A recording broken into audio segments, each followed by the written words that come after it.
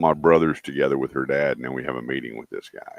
Well, we're live here on the Automotive Edge Facebook page and soon to be on some other Welcome to pages. the AutomotiveEdge.com stadium. It's the bottom of the ninth inning with 2 out, man on third, and Team Consumers are behind by 1 run. At the plate for the Consumers is Kurt Chase. The count is full. Joe Bag on the mound, waiting for the side. He goes to the stretch. Here's the pitch. It's a long fly ball, hit deep in the left center field. It's going, gone! 2-run homer. Another great walk-off win for Team Consumer by Kurt Chase at the AutomotiveEdge.com. Goodbye.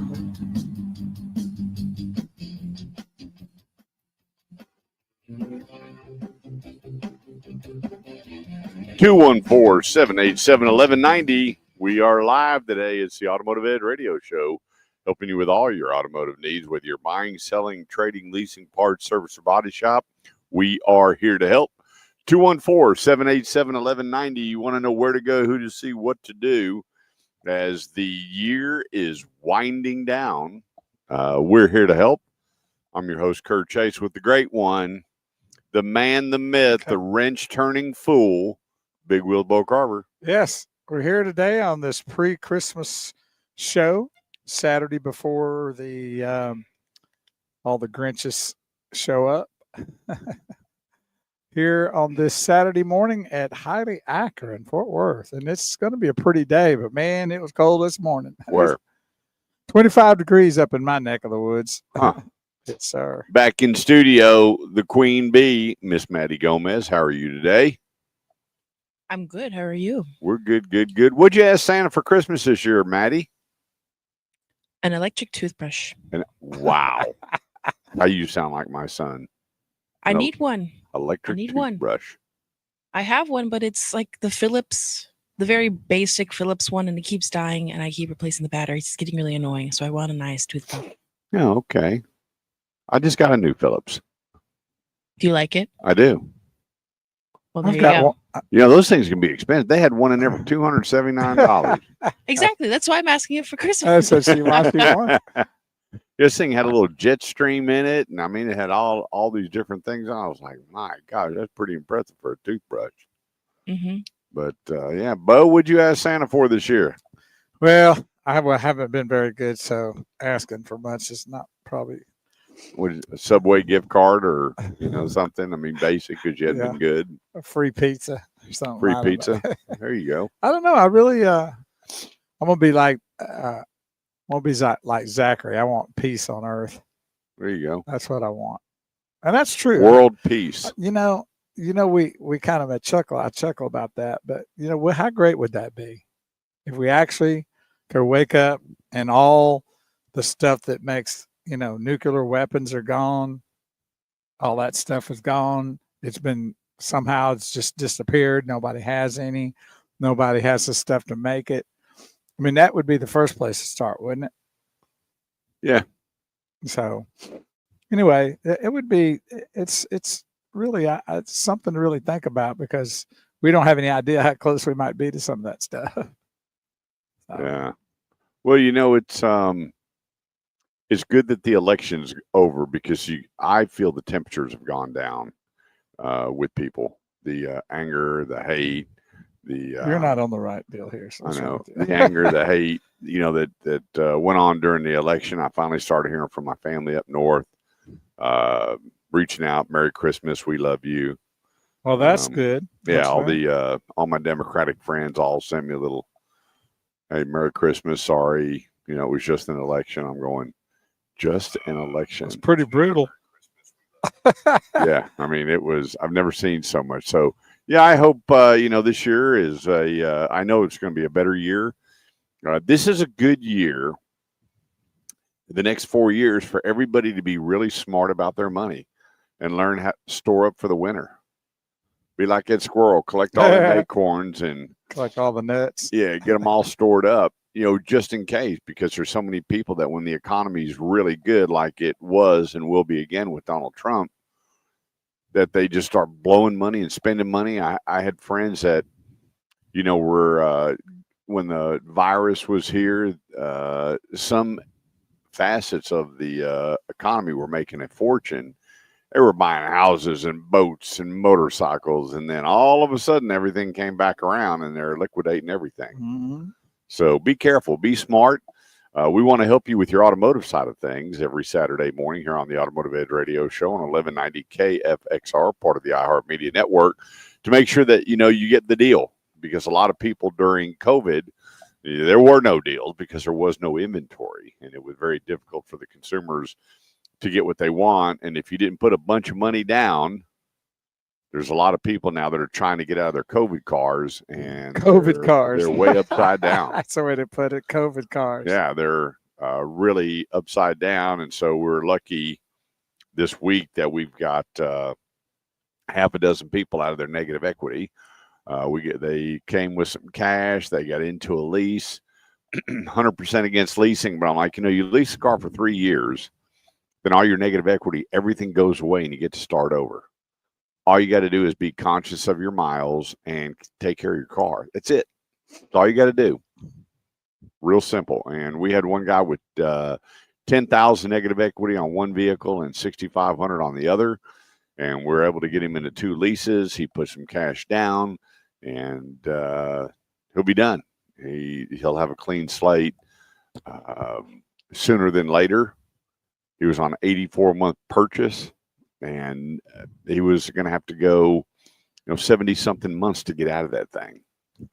So with that, we want to make sure that if you are a COVID car owner and you've been trying to get out and you couldn't, there's some great avenues right now with some of these massive, massive discounts to help you out. When you look across the board right now here at Highly Accurate, you have leases with no money out of pocket, no money down. That's a good thing. You have pickup trucks, some of them up to $18,000 off MSRP. Well, you can put a lot of negative equity into that, drive you a pickup truck for a few years and make everything go away.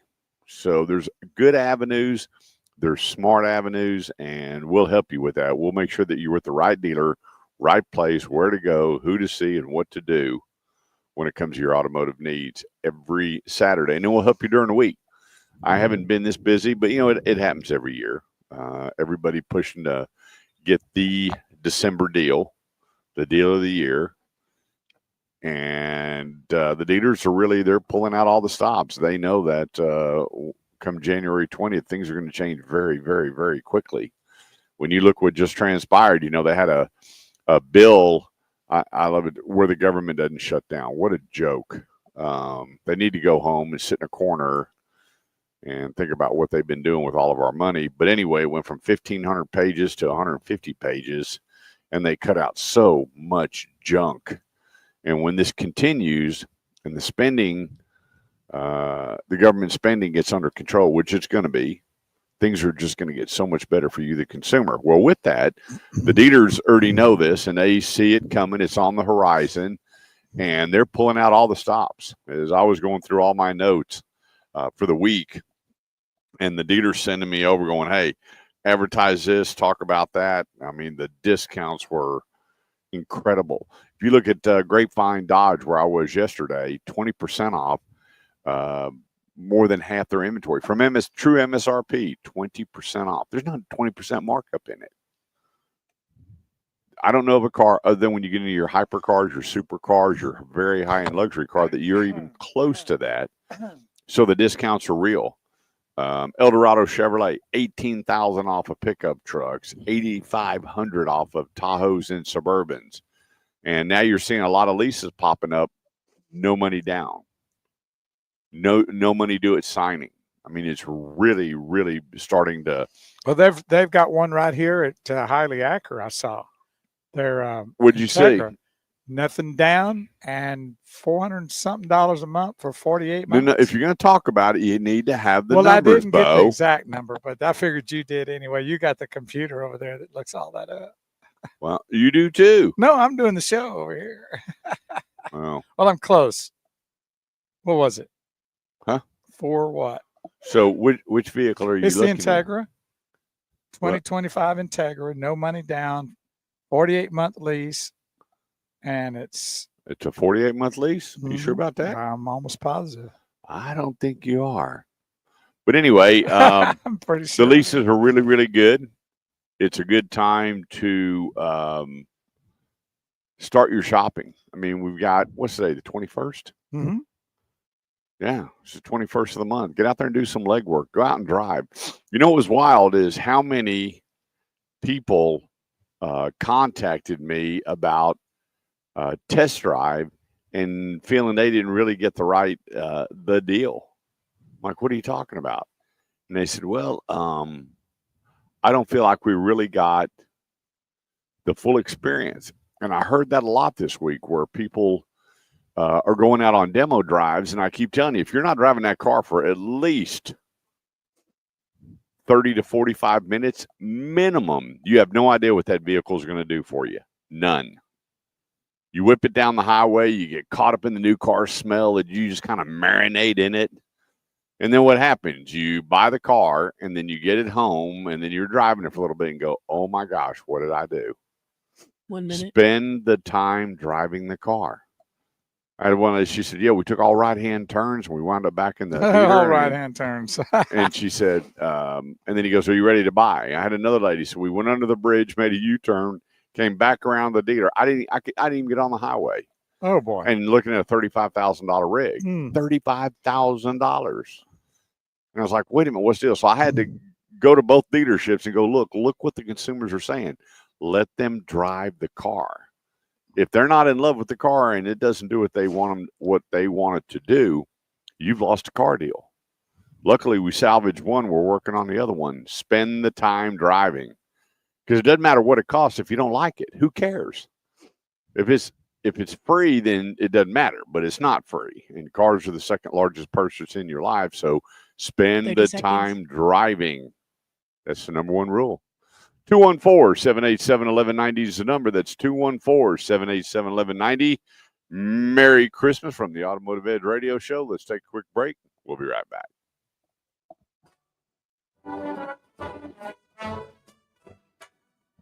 Well, I'd like to thank everybody for jumping on with us already. Got Ronnie Swain. Hello, Ronnie Swain. Got Felix, the mayor, tuned in. Ty Jetman says, good morning, friends. So getting everything rolling here on this cold Saturday morning here on the It ain't Automotive cold. Edge. Oh, well, look what the mayor said. What'd the mayor say? Too cold to be up so early. Hi, guys. Ouch. Gary Coker says, good morning, dynamic duo. Merry Christmas, Bo and Kurt. Y'all are all that and a bag of chips. I'd like to have a bag of chips. Yeah, bag of chips is good. Yeah, I saw that somewhere, Kurt. I don't know who you can ask, but it said. What do you mean who I got to ask? It said 48 months. I know I was shocked by that too. And it was $4 something a month. The Acura Integra A-Spec is $389 a month. It's even less than what I thought. Yep, $389 a month. No money down, right? See that too? Well, the big lease is the ZDX. No money out of pocket, their electric vehicle. About that? Yep, we'll be talking about that. It's Merry Christmas to the legends, Marcus Tilson says. The legends, is that right? How about that? We're now legends. I'd like to be a legend. Is a legend good? I'm a legend in my own mind. But can you be a legend and not be good? Like Hitler's a legend, right? Wow, that's pretty extreme. No, I'm just. Wow, where did you come up with I'm that asking. one? A legend doesn't necessarily mean good, does it? That's not a legend. What did you do before you got here this morning? I rode in with Cheech and Chong. Ooh, no doubt. No, but isn't that true? What is a legend? Well, Besides a vehicle. I'd have to say it would be somebody with some integrity. I mean, John Wayne was a legend, the Duke. Okay. So a legend is something that has got high quality to it. Yeah, That you remember forever. There are, I mean, yeah, Hitler, Charlie Manson. You know, those aren't legends. Oh, I just want to clear it up. I don't know. Trying to figure out what the legend actually means.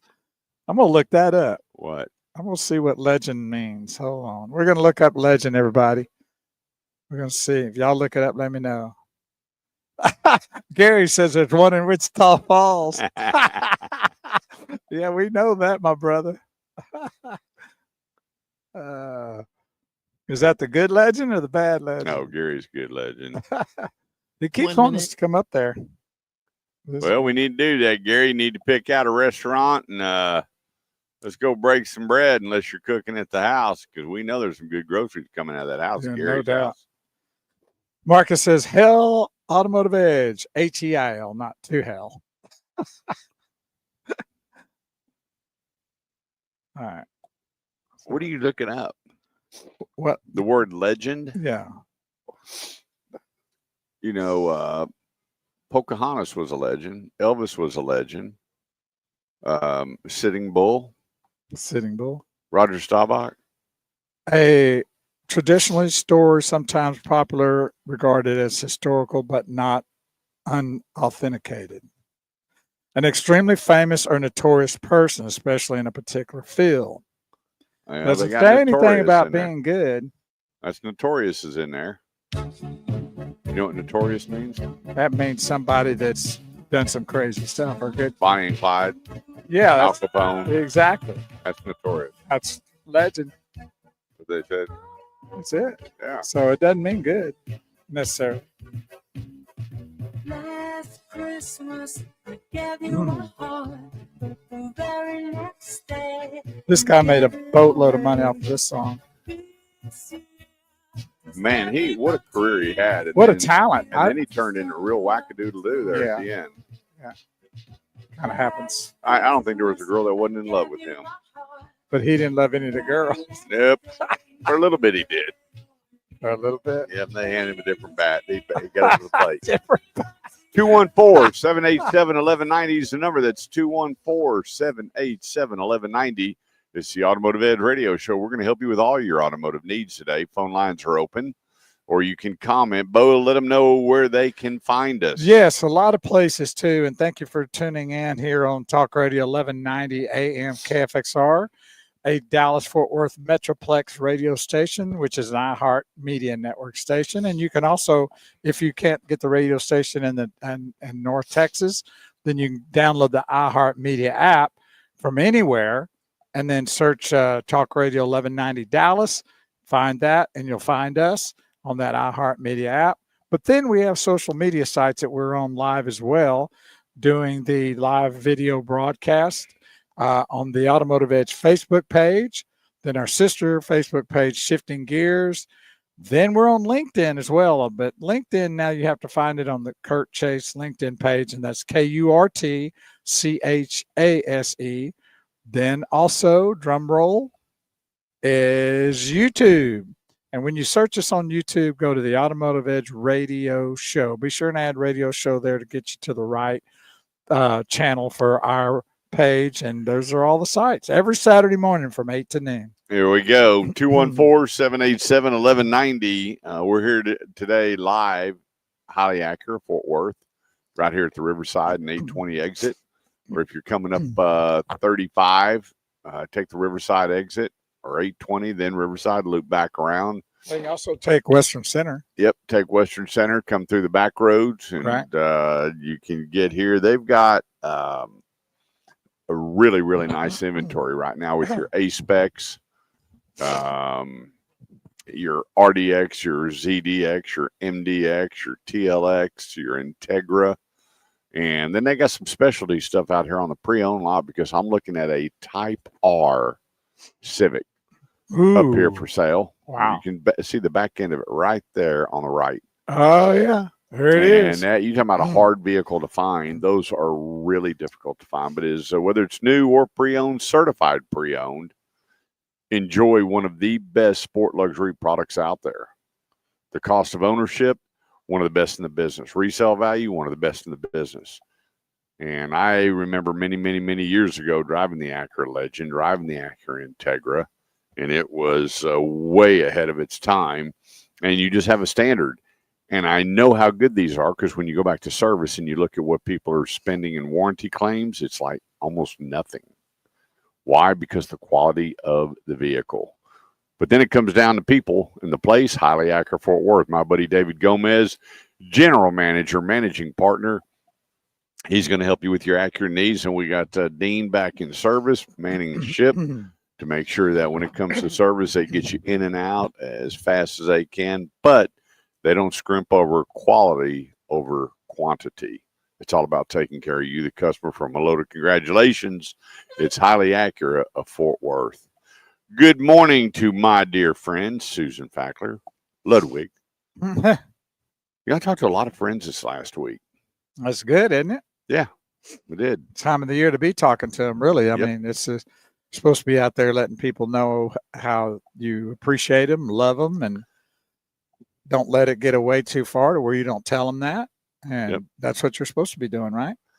Yeah, there was a lot of friends from high school and Irving reaching out to me about vehicles this week. Oh, that's great. And it was some really, really good conversations. I was like, hey, Kurt, do you remember? You're like, I have no idea what's this is fixing You to be. remember But like something you did. anyway, oh, boy. Yeah, Yep. I'm sure they have a lot of stories that you don't want to be Yep. told. You know, Susan, there was times where she would let me borrow her locker, and I would put my stuff in it. Why did you have to borrow her locker? Mine was too far away. She had a locker that was kind of in the middle of the school. Oh, there you go. And then I I put you a might, Christmas present there one year oh, for that's cool. I thought you might have been hiding something illegal if you got in trouble if you hurt. her. Nope. Yeah, Susan, her sister, and her brother Harry, our sister Danette, very, very good friends. And I think Danette and Ron have been married forever and ever and ever. So Merry Christmas, Susan, to you, your family. Tell everybody we said hello. 214-787-1190 is the number. That's 214-787-1190. Coming up, the SUV trend, where is it going? The biggest changes in 2025. And then really what's coming out and what's not coming out. There's so many articles right now about this company coming out with this company's coming out with this, all these crazy renderings that are out there, and nobody's reading them. And so I get phone calls all the time going, hey, Kurt, tell me about this. And I went, hang on a second. I pulled it up. Guess what? It's not real. Yeah, just a Kurt, I'm looking right at it. Let's keep reading. Get down to the bottom. What does it say? Rendering. Well, that could be from the manufacturer. That's not what it says. It says Joe Bag of Donuts here, the guy's name. He's the one that drew this car. And it's not a real car. Okay, thanks. And Well, it looks like a real car, and that's what everybody thinks. Yep. When they see it. Like the new Ram truck. They come And out there's with some these. cool renderings, don't get me wrong. Oh, yeah. But they'll never be built. Right. The new Ram truck, they showed this new Rebel, and a buddy of mine calls, man, how do I get my hands on that truck? I said, put your hands on that picture. That's as close as you're going to get. Put it in your room. It ain't going to happen. Put it on a 3D printer and see what you come up Yeah, with. there you go. So we're going to be going through what's really coming out, what's not coming out, based on talking directly with the owners of the dealership. And some of these owners are on the dealer council. They're on the local manufacturers council. I forgot what the name of it's called, but they know, they're in the know, and they hear. And there's some things they don't talk about, some things they do. But when I show them a picture of talking, they go, "Oh, absolutely not." You can pretty much carve that in stone. They don't keep the dealers in secrecy. So we're going to be going through that, as well as I was shocked when I researched the most expensive traffic tickets ever. Ooh, that ought to be interesting. I mean, Especially the ways people drive on these highways. well, there's some countries out there, they base your tickets on your income. Oh, I remember you bringing that up one time. Could you imagine? Yeah. How much do you make? $500 a month? Well, I guess they have to prove that in court, like when they come with their W-2s or Well, whatever. they pull their IRS right there on the spot. Sir, you're doing this. No, Your Honor, I'm not making that That's anymore. not me. That's my brother. Yeah, could you imagine? Oh, well, for me, they'd let me off. Yeah, They'd just say, "Go home, man." yeah, mine would be a few bucks, but I got some buddies. They'd be in a lot of trouble. The court's going to take care of yours. Just Oh, I couldn't know. imagine just sitting there with the judge. He goes, Mr. Chase, I need your W-2. Sir, did you correct type this W-2? Oh, no, Your Honor. little white out all over it. You're making $100 a week? Yeah. Well, I know there's a lot of people around this neck of the woods that have some pretty good change in their pocket, so they're going to lose it if that's what they base it on. Oh, yeah. Yeah, no doubt about it. And then we've got the 2025 Consumer Report Card. We're going to be covering that as well. There's a lot of people going, hey, I saw that.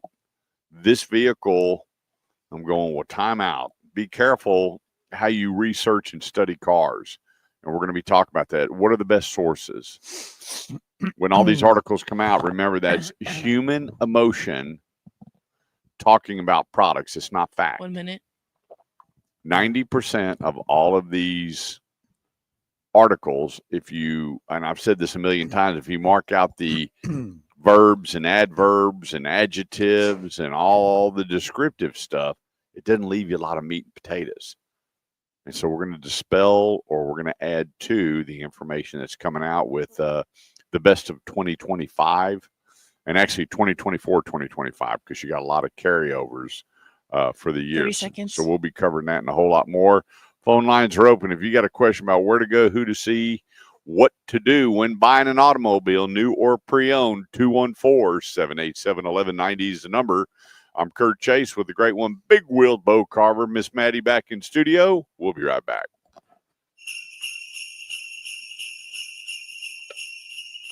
I love those J-I-G-L-E.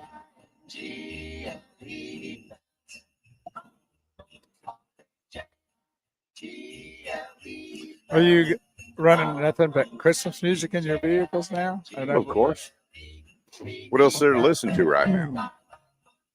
How about the movies? You doing that too? Yep, we've already run through Charlie Brown Christmas, Rudolph the Red-Nosed Reindeer. It's wonderful, not a Wonderful Life, Christmas Story we watched the other night. That's the one I'm gonna be hitting this week. That's my favorite. I love the Chinese restaurant. Rah, rah, rah, rah, rah, rah, rah. And he goes, no, la, la, la. And then they go, la, la, la, la. Still can't get it. So we did that one year. You went to the Chinese We restaurant? found a Chinese restaurant open on Christmas, and we went there. The food was horrible. It just didn't matter. It didn't matter. It was for the situation. Yeah, it was Did you just order the duck? No, they didn't have Peking duck then. And I even asked the guy, can y'all come sing? And he would die and laugh, and he knew what we were Oh, talking did he about. really? Yeah. I'm sure he's heard it before. Yeah. Did they? No, they didn't come sing. Did y'all sing to them? Rah, rah, rah, rah, rah. You know what? I've done that a few times, and it didn't go over real well. They probably didn't know what you're talking about. Yeah, I was talking to my brother Vinny. You know what was funny? Last year, maybe a couple years ago, after Christmas, it was in the evening, like 7 o'clock. Everybody looked around. You know, everybody's turkeyed out or hammed out. And my son goes, Dad, Jack in the Box is open. Let's go. Buddy, we pulled up, and that line was so long. I can imagine. So we get down to Johnson Road, and I figured the heck with it. Turn around. We're going back. Ty was so excited. So we get in line, and it was forever. We finally get up there, and we ordered, hamburgers for everybody and whatever. Well, they gave us all these hamburgers and then a sack. You ever had a Jack in the Box taco? Yeah, I love them. I don't know what's in there. 2 or 3 o'clock in the morning after a gig. Yeah. And so they gave us a sack of tacos. My son took one bite, and I got to tell you, he looked at me and he goes, Dad, have you ever had a Jack in the Box taco? He ate every one of them before we got home. Yeah. 5 of them. There's something. So we didn't order tacos. He goes, keep driving, Dad. Well, there is something about them. I'm sure they're not very healthy, but they're good. Well, I remember when we had a bunch of Taco Inns, this company I was working with, and the managers used to share their secrets and recipes and everything. And we'd go into, there was 5 different restaurants on this corner, and we all started sharing our recipes and food and no one knew what was in that taco.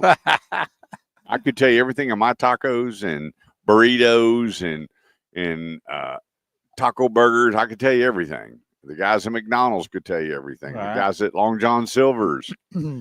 But the guy at Jack in the Box had no idea what was in that taco.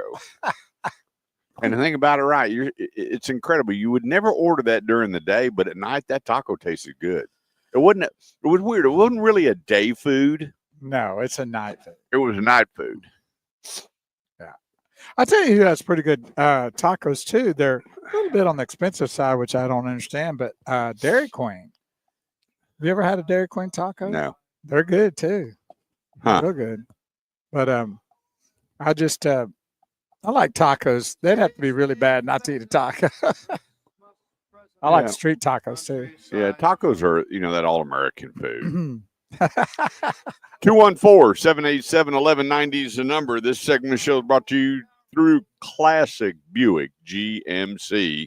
Our buddy Jermaine Pearson, General Sales Manager, right there at Collins and I-20, and he's got everything there ready to roll. And I will tell you, forget, it's my mom and dad's vehicle, only old people drive it. That is such a wrong mindset. Go drive the new Buick Enclave. I got to tell you, I've been telling my wife about it. That thing we owned one probably 5-6 years ago. Night and day difference. I don't know that you can build a nicer mid-size SUV. I don't know that you can. I don't know anything that's missing on this vehicle. The ride, the drive, the handling, the big heavy feel for a mid-size SUV. And then you jump in their Denali series. They have the Hummers, all sorts of lease programs going on the Hummers, which is doing well because the $7,500 Kurt's helping you pay for your vehicle tax credits going away. So am I. And so a lot of people are jumping on board. And so they got some great lease programs, and you got your Denali pickup trucks, on and on and on. Your GMC Terrain, totally redesigned. They got one of the coolest paint jobs on that GMC Terrain, and a whole lot more. The place, Classic Buick GMC Arlington. That's Classic Buick GMC Arlington, I-20 in Collins. Stop in and see our buddy Jermaine Pearson, and you'll find their information on the website at the Automotive Edge radioshow.com. And tell Jermaine hello, do a test drive, and let him show you what he can do on your new Buick GMC SUV or pickup truck. Classic Arlington.com. Before you get into anything, is it all right if I do something? Oh, boy. So this past week, and it's still going on this week, there's 3 games today. I don't care about all that. So anyway. AT&T Stadium. Well, you're going. What do you mean you don't care about it? Okay, go ahead. Well, you went 180 on that. So this week we had. Wait a minute. You doing all this research on football, and you don't know what the lease program was on the Acura? Well, I was close. Wow. It was actually better than what I said. Okay. So we had at AT&T Stadium during the week, and there's 3 games today. The state championship for each class. Give a shout out to in 1A Division 2, the Jayton Jaybirds. They won over Oakwood 54-8. In Division 1 and 1A, Gordon Longhorns 70-24. 2A Division 2, we had Munster 36-29 over Shiner. 2A Division 1. Granado Indians 30-28 over Stanford. 3A Division 2 Gunter Tigers 28-0 over Woodville. Woodville's down not too far from Beaumont. Too bad, guys. 3A Division 1 Columbus Cardinals over Malakoff 48-14. 4A Division 2 Carthage Bulldogs 28-14 over La Vega. 4A Division 1 Salina Bobcats 55-21 over Kilgore. Then 5A Division 2. Now this one was a surprise. Randall beat South Oak Cliff 38-35. I know. Blew me away. That was a surprise. Big surprise. But Randall, they're from Richmond, Texas. They were undefeated. So they must have been a pretty good ball club to beat that South Oak Cliff team. Yep. So sorry about that from the Dallas area. Lost by 3 points. 5A Division 1 is today. Highland Park against Spring Branch Smithson Valley. Yep. That ought to be a good one. Then we have in 6A Division 2, South Lake Carroll against Vandergrift out of Austin. And then Division 1, 6A, we got North Crowley and Westlake, Austin. That ought to be a really North Crowley's playing incredible football. They played the late game tonight. Yeah. And that Austin Westlake, that's where Todd Dodd came from. He left Southlake, then he went to UNT. That was a big FUBAR, and then he went down to Westlake and got a couple state championships. Yeah, there a few years. He retired. Now he's coaching Lovejoy. Yeah, up near. And his son coaches Southlake. Is that near Paris or not that far? No. It's out there in the Melissa area. Oh, okay. So around that, it's in the Metroplex. Okay. Yeah, not too far out. And so he's building a good team, I think. There. Yeah. He made it to playoffs. They haven't seen the playoffs, I don't think, ever. And so what a great mind. And then his son's taking the reins in Southlake. They had all those state championships. Them and Allen were, Southlake ran away with everything, and then here comes Trinity, and they started killing everybody. And then Allen came along, built the $1 billion stadium, and after it cracked, they figured it all out, and they were the dominant ones. And then here comes South Oak Cliff. Here comes DeSoto. Yeah. DeSoto started playing great football, and then those guys down in Austin, they just keep pumping out some mean machines. Yeah, and the Houston area has some pretty good ones too. But yeah, that's Conroe Justin was around for a long time. Yeah, They're playing great football. And then of course, way back in the day, you had the Mojo team out there. Odessa Permian. I mean, they were there forever. Yep. So that you get some of these winning teams going, and they have. Well, that's where Friday Night Lights started. Yeah, no doubt about it. And nothing better in Texas than high school football. I mean, I think that's, to me, the best of the best right there. I mean, college is getting a little bit watered. I won't say watered down, but there's some stuff going on there that it doesn't make any sense. Yeah. And then pros with all the betting going on, where that's going to lead. So hopefully high school doesn't get into that situation and keep. It won't be long. Yeah. Well, they're talking about it. Yeah. That's insane, isn't it? Yeah. Taking away the wholeness of football. Aren't they ever? For all sports now in college now at the likeness. 214-787-1190. Merry Christmas. Love you, Dorothy Noon, my sweet cousin. Merry Christmas, Clint Moore. You know Clint? I know him on the show here. And Nikki Loing. She's joined in this morning. How about that, Nikki? Thank you for tuning in. Hey, Nikki. Merry Christmas. She says happy holidays to us. Yeah, I was just up there the other day and got to spend a couple hours with her husband in his new role as general sales manager of El Dorado and the Auto Group. Yeah. So, he'll be heading off to GM school here for long, and boy, his duties are going to double. When I went there the other day, it looks like he was playing cards. It's a different role for him because, behind that desk, it's pretty active, isn't it? Oh, yeah.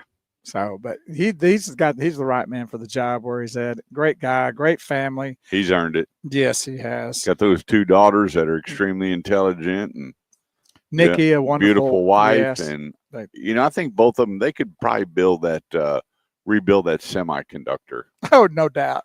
I mean, those two, there's nothing they can't build or do or whatever the case may be. Yeah, sure. They got it going on. So it's a wonderful day getting everybody tuned in. We appreciate y'all's comments, and like and share the broadcast on our social media sites here on the Automotive Edge Facebook page and on YouTube on the Automotive Edge radio show channel and LinkedIn and Shifting Gears, all those pages on Facebook, and also on our radio every Saturday morning from 8 to noon. Appreciate it. Yep. 214-787-1190 is the number. That's 214-787-1190. One of the questions that came out, and this is going to kind of lead into the segment. Well, we got a few minutes left here. Is where are the leases? And I would just tell you the leases are coming.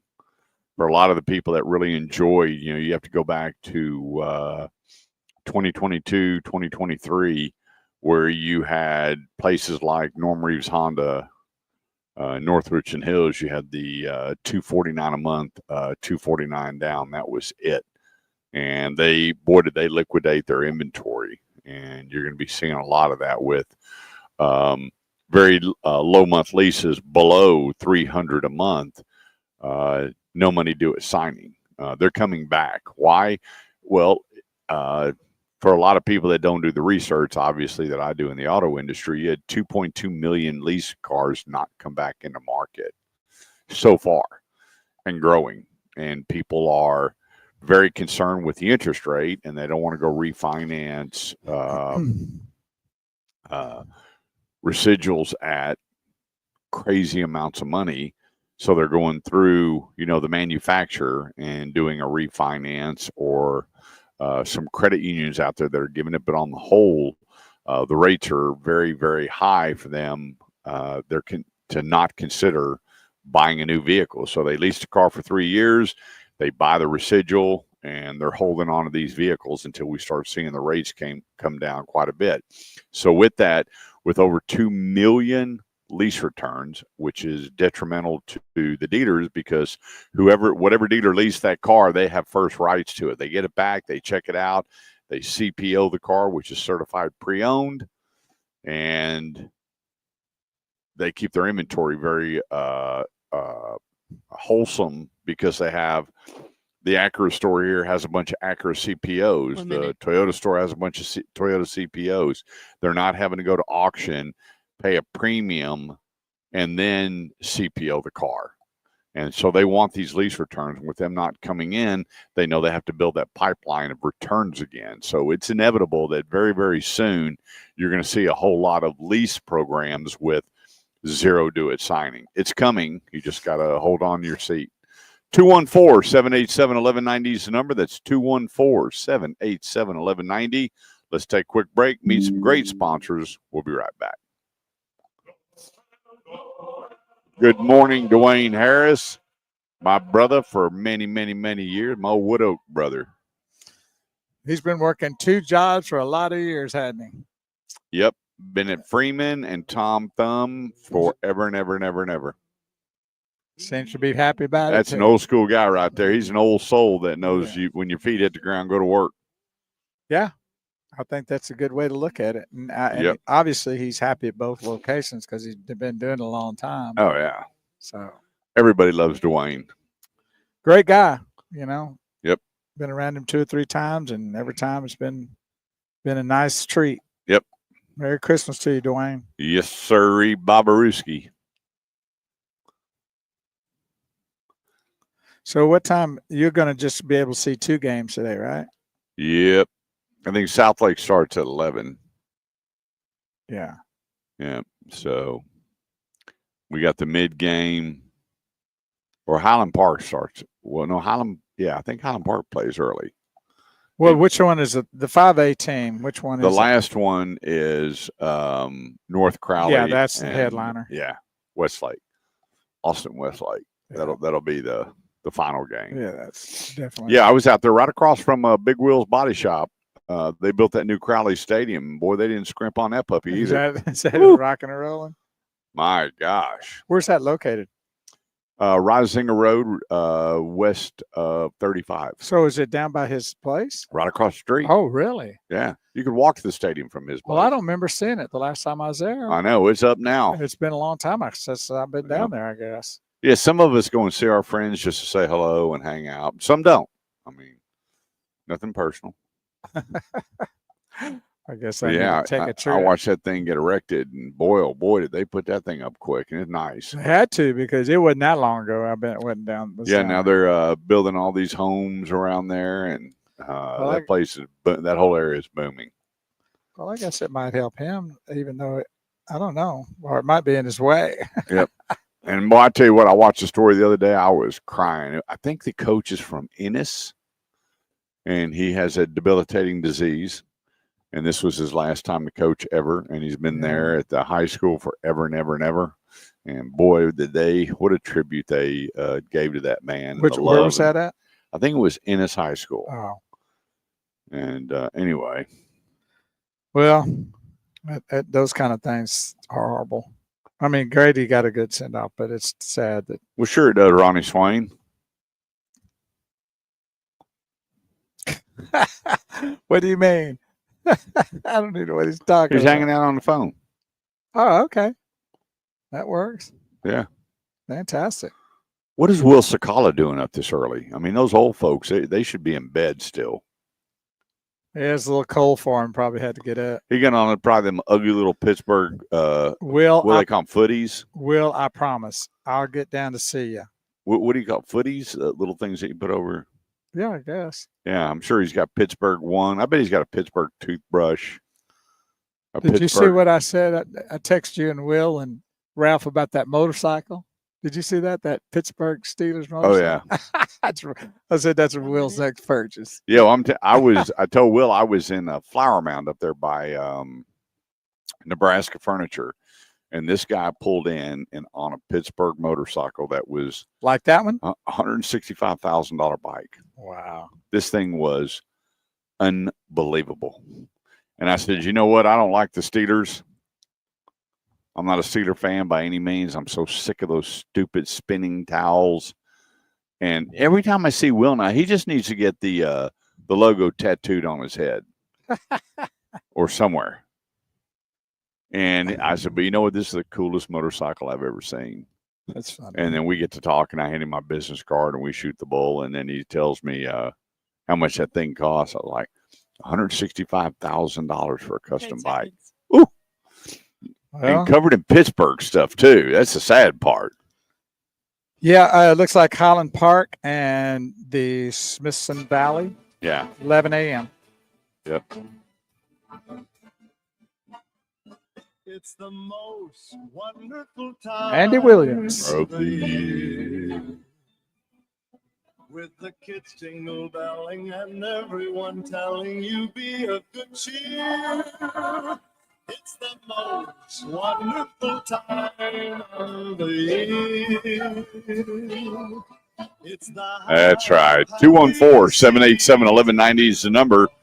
This segment of the show is brought to you by Driver's Edge Auto Repair. They've been a great sponsor of ours. This is 21 years now. Since inception of the show, we've been fortunate to have Driver's Edge Auto Repair on there. 2-year, 24,000-mile nationwide warranty on all their engine repairs. They don't winterize. They don't summarize. They only do the work needed at the time. Period. You don't see them coming out going, oh, you need to do this, need to do this. At 60,000 miles, you're doing 75,000 miles worth of service. Only if you don't take care of your car. But for the norm, they go by what needs to be done at the time. It's just that simple. The place, go to mydriversedge.com. That's mydriversedge.com. There's 23 locations. And get your car ready before you hit the road. And check your spare. Check your spare. You won't believe how many people call me and say, my car didn't have a spare. I didn't know it. I had a flat. But a lot of those cars that don't, there's a bunch of manufacturers that put the air pump in there. And I always tell people, before you hit the road.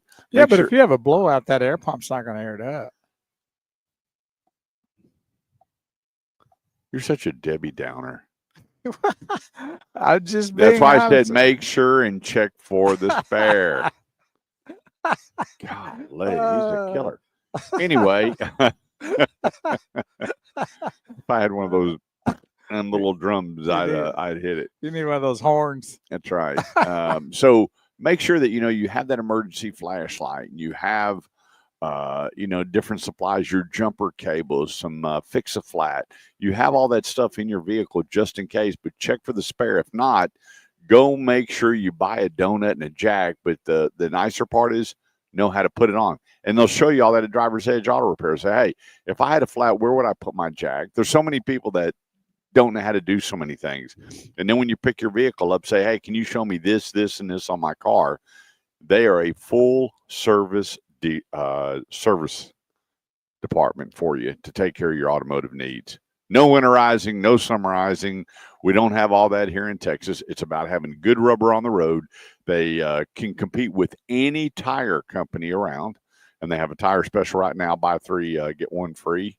And their coupons that they have on their website are not upsell coupons. They're coupons to save you money, and then they back it with a great warranty. The place, mydriversedge.com. Daryl McGrath says he loves your SpongeBob sweater. Thanks. That's Well, Patrick. Dwayne says, "Good works, Kurt and Boo." That's all right. That's your new nickname, Boo. Boo. Boo Boo-bo. Carver. Boo-bo. Well, Boo. isn't there one Peekaboo? Peekaboo Yeah. Streets? I think so. I go by Boo. Downhill snow skier. Peekaboo. It's a true name. Huh? If you were to Google Peekaboo Streets, you would see that it's a Here in the Metroplex? downhill skier. Oh, really? Yeah. That's cool. Can you imagine Peekaboo? That's kind of like the guy that does the college commentary. His name is Booger. You don't remember him? Yes, I do. I'd be He was ashamed of running my- back in the NFL. Yeah, Booger. Yeah, Booger McFarlane or something like that. I would. Would you keep that name? No. Booger? No. No. It's like Pimple. Yeah, that's a fine line. When I hit 18, I'd say, Mom and Dad, no Booger hard is feelings, but I'm tired of being a booger. Or it could be worse. I guess it could be Luger or Loogie. What is it? Loogie or Luger? Loogie, isn't it? And that's Lex Luthor. 214-787-1190 is the number. It really is. 214-787-1190. Good morning to our sweet friend Carol Coomer. She is living the life. Every time I turn around, she's with her grandbabies, Going and just everywhere, loving huh? life. Yep. Lady of the world. I'd like to have her travel points. I'd be able to go around the world for free. Well, there you go. All right. Well, let's see what we got here. One of the big things coming into 2025 is going to be where they're going to be pricing the vehicles. The technology that Congress has been mandating on these vehicles, which I don't get. We don't want people to have to pay attention anymore. We don't want people to have to be responsible. You don't have to focus on the road anymore. We have self-driving cars. You can drive down the road clapping and cheering and singing and doing whatever you want. And we need more, more, and more. And that's just not true. When are we going to take control of our vehicles and drive our vehicles, be responsible for our driving? I don't want a car that's so technically advanced that I don't have to pay attention. Because you know what? Technology fails.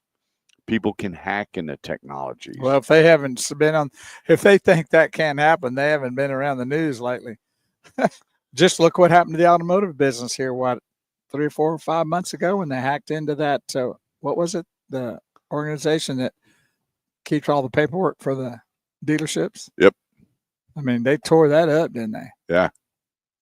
Yeah, they jumped on there and literally shut down CDK, and it was just bad. They've hacked into the Pentagon, they've hacked into banks. Oh yeah. And could you imagine driving your car and all of a sudden it gets taken over? Or more importantly, they don't let you brake and they just put the accelerator on 150 miles an hour. Yeah, just like that movie. Was it with Sandra Bullock? I'm not sure. With the Teslas? They couldn't talk.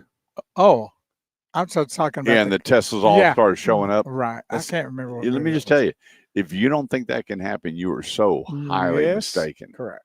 Right. It's just going to take one person that's going to break into that firewall, and he's just going to it's going to be his own video game. Yes. He's going to hack in and find all those vehicles, and he's just going to have a time of it. In fact, if you log on to the one video, they show where all the electric cars are on that roundabout, and they got confused, and they all jammed up and stopped. Yeah.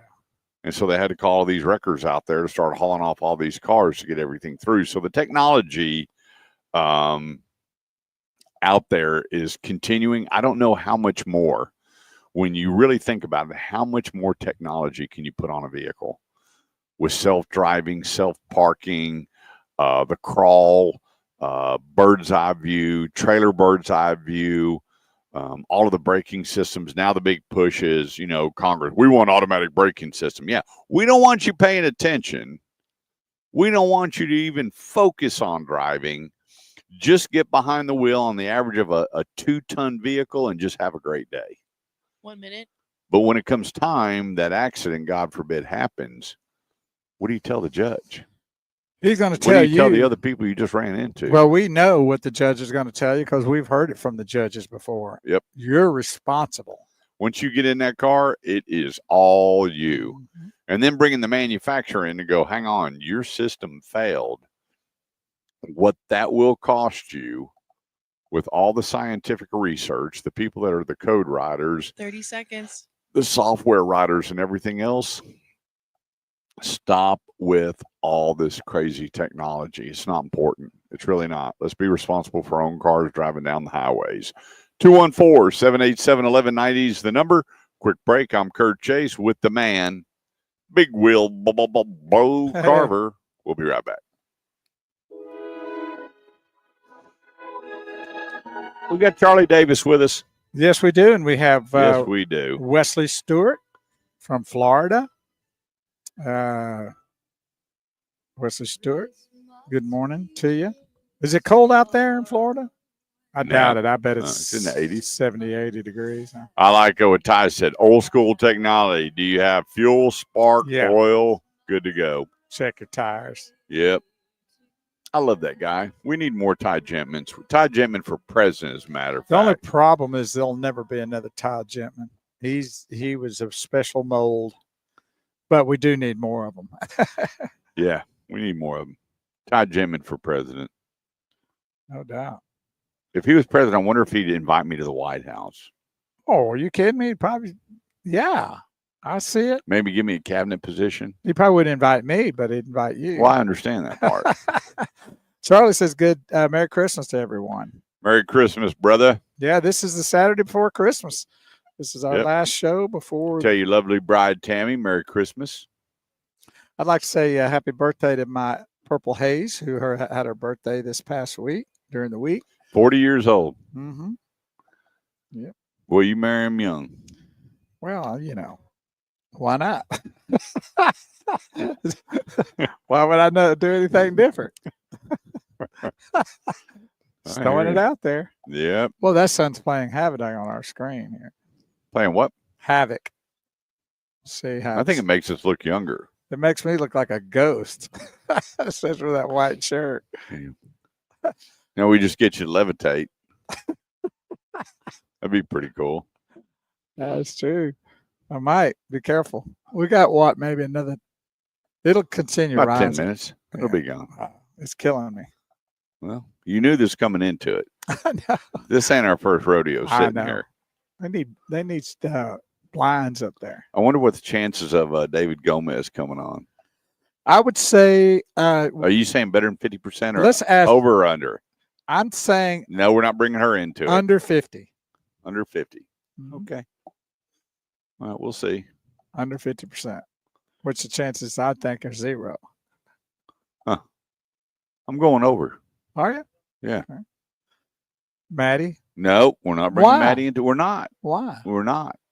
What? No, Maddie, don't answer. Why Ignore do you Bo. not want her to come into this? No, Maddie, ignore Bo. Don't play along. Okay. I was Yeah. going to ask you anyway. Yeah, just pretend he's not there. The chances of your dad showing up for the show today. We say, brother, good to see you. I have no idea. So you had to keep going with it, Bo. What? How about the over and under? 50 I over already or said under? over. To her. You said over. I said under. No, we're not bringing Maddie into All right, this. okay. Maddie, sorry I asked. No, he's not. No, he's not. Bo is that kid growing up where dad says, don't touch it. And he pushes it. And he said, I didn't touch it. I pushed it. Exactly. And then he whips him. And then he goes back and touches it. And he says, why? So, well, you whooped me for pushing it. So I went and touched it. Well, see, I was the youngest son, and so my middle brother, I would get him to do stuff like, "Hey, Ken, can you go touch that?" Even though they told me not to touch it, I'd go, "Hey, go touch it." Oh, okay, I'll go touch it. And then he'd get in trouble. They'd come in, both of you have chocolate. Bo, no, I didn't. My brother got it. Yeah, exactly. My poor- Didn't I tell you not? Yeah, but you didn't tell him. Yeah. I saw a deal on, I might have sent it to you. It was on one of the reels where these two little really young boys. I mean, one had to be like maybe 2 and the other one 3. And they 30 have these seconds. gummies sitting in front of them. And the parents say, "Don't you touch them. We're going to be leaving." Yeah. Did you I've see seen that? that. And Great. those kids are looking at while as soon as they walk out, they look at each other, start grinning, start eating those gummies. Yeah, that's me and my brother right there. Yep. That was funny, man. My mom used to stand there with a too. big old carving knife and say, "Do not touch that turkey." I remember one time she popped me and didn't realize it, and that knife cut my finger. Ooh, And Mom freaked out. I bet. Just freaked. It was so unintentional. Yeah, of course. But yeah, I was always standing when Mom was carving because I knew once it got to the table there were no leftovers in our house. I wanted that first little bite. Kind of like in a Christmas Story where he's got to try that turkey. Yeah. Don't see any turbulence, and we should arrive at our destination safely and on time. Thank you for choosing the Automotive Edge Airways, and I hope you'll follow us and use our services again in the future. 214-787-1190 is the number. That's 214-787-1190. This segment of the show goes to Freeman Toyota, located on the affordable side of the Metroplex, which means not all the back and forth. You don't have these long-term negotiations. They love the 80-10-10 rule that I talk about. 80% on the demo drive, really find out if that vehicle works for you. About 10% of that is taking care of the final numbers, getting your car appraised, and the other 10% is getting you delivered and through F&I. The place for your next new Toyota. You don't have to drive around town banging on doors, figuring out who's got the best deal. You don't. Head straight to Freeman Toyota. Ask for BJ or Jerry Patterson. BJ is the general sales manager. Jerry's the new car director. And enjoy the way to own a new Toyota. And they've started releasing the new Highlander Grand, and it was on hold for a little while, but they're good to go now. They're coming in, and if there's not one coming in with your flavor, you can order it and get it in Tundras. Let me tell you what, they're loaded up on Tundras, and if it's pickup, the discounts are at FreemanToyota.com. That's FreemanToyota.com. And look what Dane Miner, general manager, is adding to the warranties at no charge. Just go to the website and look for yourself at FreemanToyota.com. All right, let's keep things rolling here. I wanted to say this morning that there was a special item in my vehicle that I was really, really happy to have. My Christmas present? I haven't seen it yet. No, you got a Christmas present coming, but it wasn't in the car today. Oh. The heated seats. Man. You got heated seats? Yes, we do. What do you put those on, like 200 degrees? I put it on as high as it'll go. My butt's warmed up, baby, quick. Toasted buns coming to work. There it is right there. That is an item that is definitely a plus. Yeah, I have a rental truck, and it's got heated seats and heated steering wheel. I literally had to turn that steering wheel off. That thing was hot. Yeah, I could see that. Yeah, I've never heard of one with a steering wheel like that though. Yeah, That's it's on. cool. I got it on my truck too. That's very cool. But I turn it on just to get it warm and then turn it off. But that one there, it was smoking, huh? like Like a fireplace. Yeah, I could have wrapped it with bacon and made some breakfast. They should have had on the screen like one of those fake fireplace things going. That you got that? Yeah, I crank mine up in the morning and let it run. And what's really cool, it's got a internal thermometer, so when it's so cold inside or whatever, it automatically turns on the heated seats and heated steering wheel. That's awesome. Do you have the automatic start from inside the house? Yeah. That's cool too. Yeah. Purple Haze loves that feature. But those are some of the things. There's other features that I could care less about. Look who joined us. No. Yes. Risa. One of our favorite Vicas. Yes. There she is. Good Risa, morning. Good morning. Risa. Long time no here. Yes, sir. Awesome. I miss Risa. Yes, sir.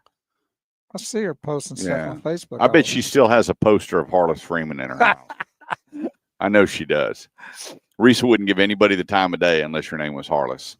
Yes, That's right. Well, there you go. Yeah, Ronnie Swain got it going on with the heated seats and steering wheel. Yeah, there you go. 214-787-1190. Okay, I got two really long emails the other day, and they were kind of, to the point. Oh. And the one lady goes, well, I drive a certain car, and I guess because you're not making any money off of it, you never talk about it. And the other one came in and said, hey, how come you leave this product out, and on and on and on. And so, okay, we're going to talk about it. And I went out and drove them. And we're talking about Volvo, and it's never been on my radar. I have never had anybody call me and say, "Hey, I want a Volvo."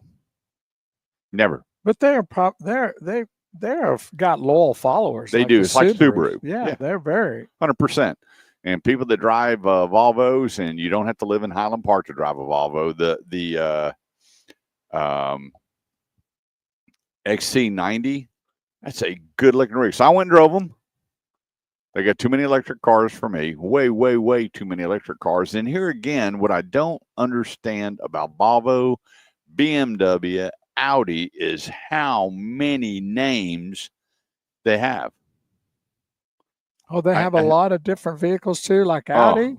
They have the I didn't X know that. series, the V series, Oh. 12 different vehicles, 12 different lines. They have the Core, the Cross Country, the Cross Country Plus, the Cross Country Ultra. Get this, the Plus Bright theme.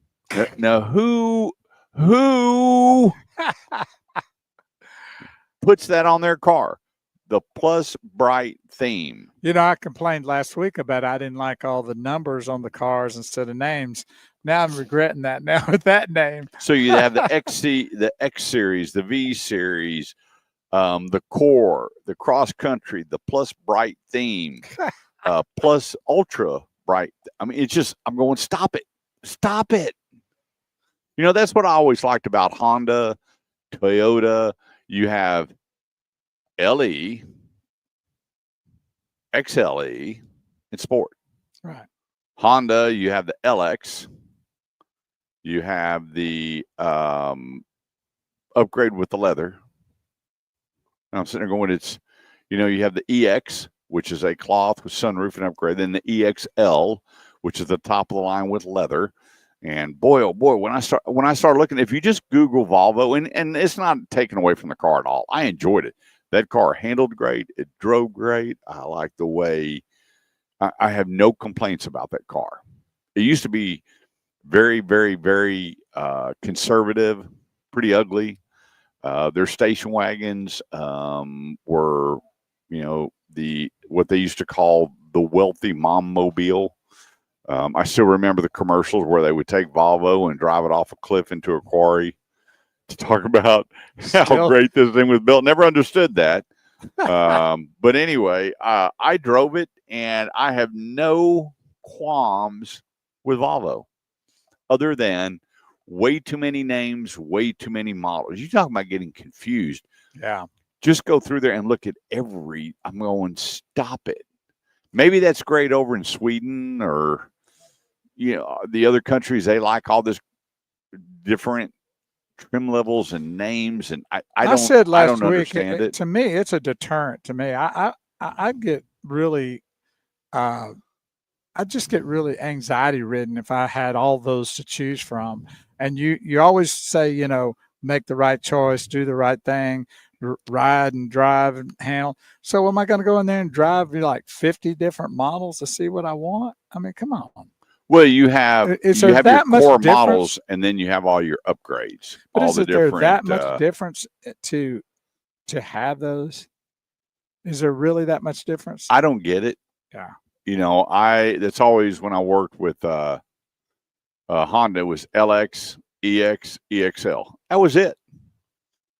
And they said, what is the L? It's adding leather to the EX model. You have an LX, power locks, power windows, tilt, cruise, AM, FM stereo, blah, blah, blah. EX, you're adding upgraded cast aluminum wheels, power seats, sunroof, upgraded sound system. And the L, you're adding leather. It's real simple. Same thing with the LE, XLE. We're going, guys, it's pretty simple. But to each his own. So with that, I drove 4 different Volvos, and I liked every one of them. I have no complaints. The ride, the drive, the handling, the turning. When I hit a turn, I mean, I want to be romping. And that Volvo, I didn't have, on some vehicles, when you make the turn, you lean into the window, you lean over the console. The stability of that vehicle going around a turn at, let's say, 30 miles an hour was phenomenal. And that's normally what I hit. I hit around 25, 30 miles an hour going around a curve. And, I really clamped down on the steering wheel. Let's see what this vehicle does. It have a big sway factor, lean factor, I enjoyed driving that Volvo. No doubt about that. Turbo in that vehicle was smooth. It wasn't loud. Going through the gears were fantastic. I enjoyed it. But I always thought Volvo was kind of like Subaru, not kind of ugly. Yeah, no doubt about it. Yeah, it was very boxy in a lot of ways, a lot of them. And yeah, and the thing about it is, everybody said, BMW needs to change their grill and Volvo needs to change. No, that's really their identity. I like the grills on those. Always have. I didn't get what Cadillac did. We're changing their emblem with the different colors and stuff. Never understood all that. I think some of that stuff just needs to be tried, true, and leave it alone. I agree. Just leave it alone, and modify a little bit, but don't do away with it or discolor it or whatever the case may be. The old saying is my grandpa used to say, "Don't fix what ain't broken." Yeah, and they always want to do it, don't they? You know what? And the resale value is not bad on the Volvo. I looked at their residuals, not bad. They offer up as many lease programs. They do, retail on the vehicle. But for both the people that sent me these very nasty, no, they weren't nasty, very lengthy emails, correctable about emails. why I need to talk more about Volvo. And I would just tell you, the experience was great. I drove the Volvos and one other line, which we'll be talking about here in a couple of minutes. And so there you go. You forced me out of the norm, and I spent plenty of time, and I enjoyed everything I drove. I did. I was blown away. And the salesperson was as knowledgeable, which was by far one of the most impressive things, that he knew every detail, nut, bolt, and everything on that car. I was so impressed with the salesperson's knowledge and passion of the product. I guarantee that guy sells 25, 30 cars a month. Is that a Swedish-made car? Yep. Yeah. It is. 214-787-1190 is the number. That's 214-787-1190. Let's take a quick break. We got to pay some bills. Don't go away. We'll be right back. You see what Ron Weiss had to say? What? 2 pork shoulders and a ham on the smoker. Having a great get together tonight. Trying to make pulled ham for the first time. Y'all coming over? So we're invited to a big old party at his house. No way. That's what he just invited. How do you know Ron Weiss? I know him from his being on our show. Ronnie and I go way back. Way back. He's invited us to go and he invited us? He sure did. Y'all coming? No, he didn't. He sure did. Where? I don't see it. He said, "Y'all coming over?" ? Where? I don't see that. Right there. Read it. 2 pork shoulders. There, now you saw it. For the first time, y'all coming over? Oh, Ron, I love pulled pork. He says, "Y'all come on. I'm in Frisco." That ain't far. Not for me. Yeah. He also said, "Didn't Honda have a DX model?" They did, which was crank windows. Everything was basic stereo, no cassette, no DVD, and an air conditioner. That's it. Wheel covers. He said, "I met y'all at Driver's Edge in McKinney." And you can, yeah, we did. Yep.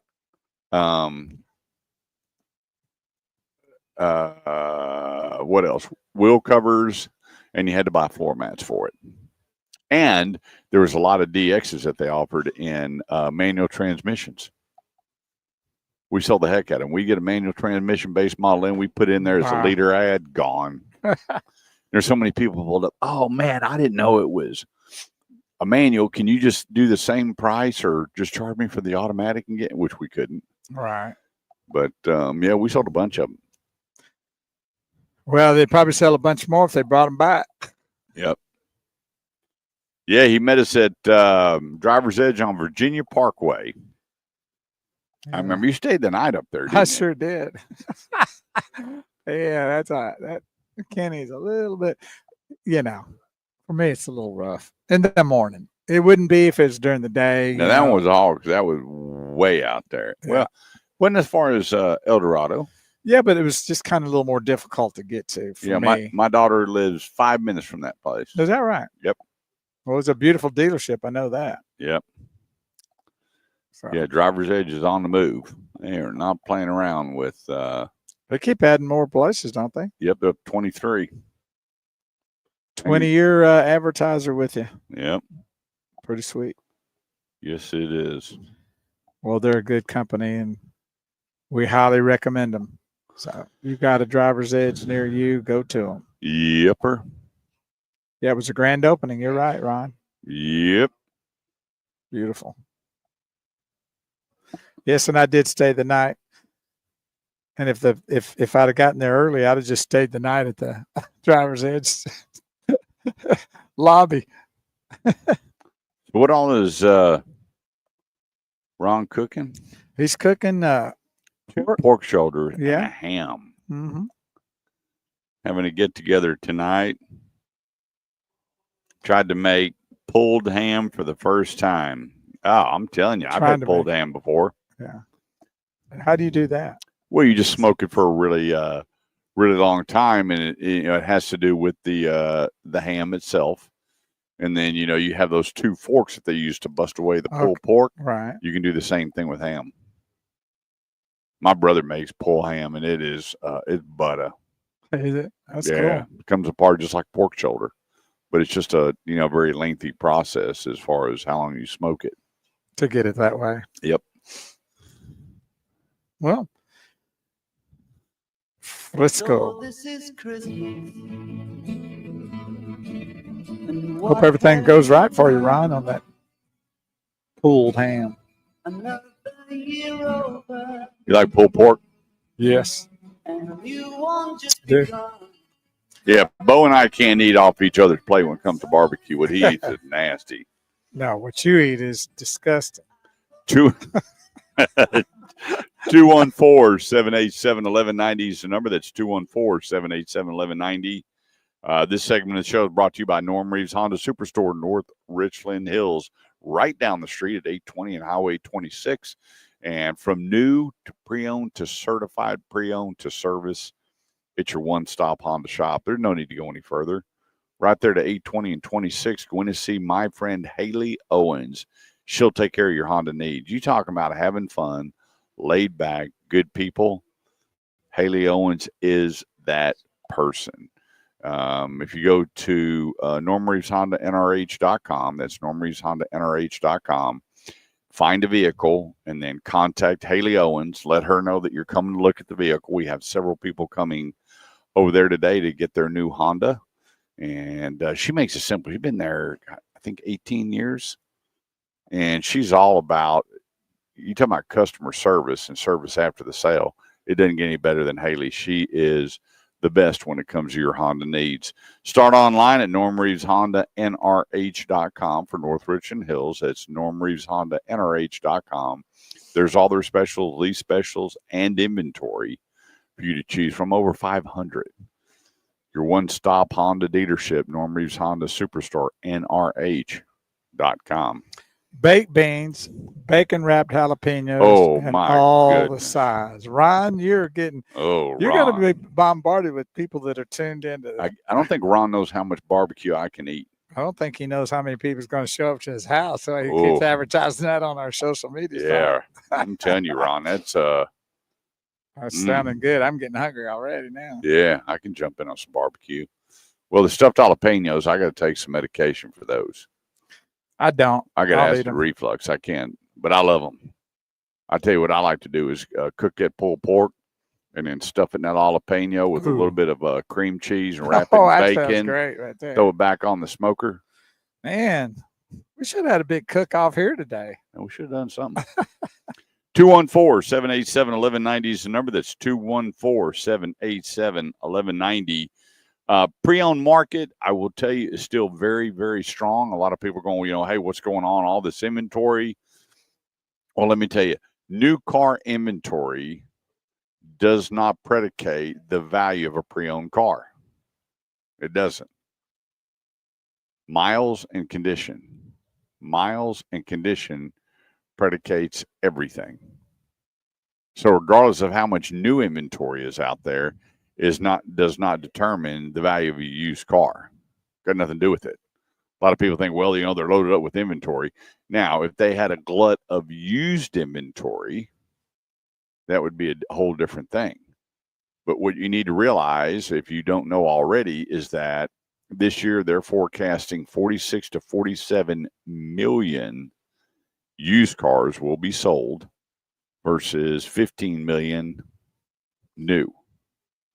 So the SARS jumped up to, I think, 15.4, 15.5, which is the sales annual adjusted rate, how many new cars are going to sell. So you're going to have 3 times the pre-owned sold than new cars. So the new car market is hot. Why? Price. When you have a low price point, especially on sedans, they're buying them up. As fast as people get in good quality 4-door vehicles, the miles right, the conditions is good, sold.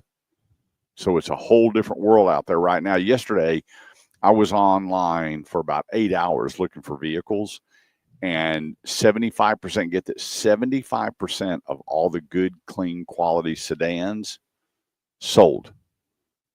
And I got 2 text messages already this morning, sold yesterday, new home yesterday. So there's the difference between new and used. So when you pull up to a lot and they have hundreds and hundreds of cars, it's got nothing to do with the value of yours. Nothing. A lot of people, well, I went by there and boy, they're packed with cars. Am I going to get anything for my trade? Sure you are. The value's the value. Everybody goes through the computer. They go out and they take pictures of your VIN, walk around the car, take pictures of it, take it for a test drive, turn on the AC, check out the rubber on the car, everything.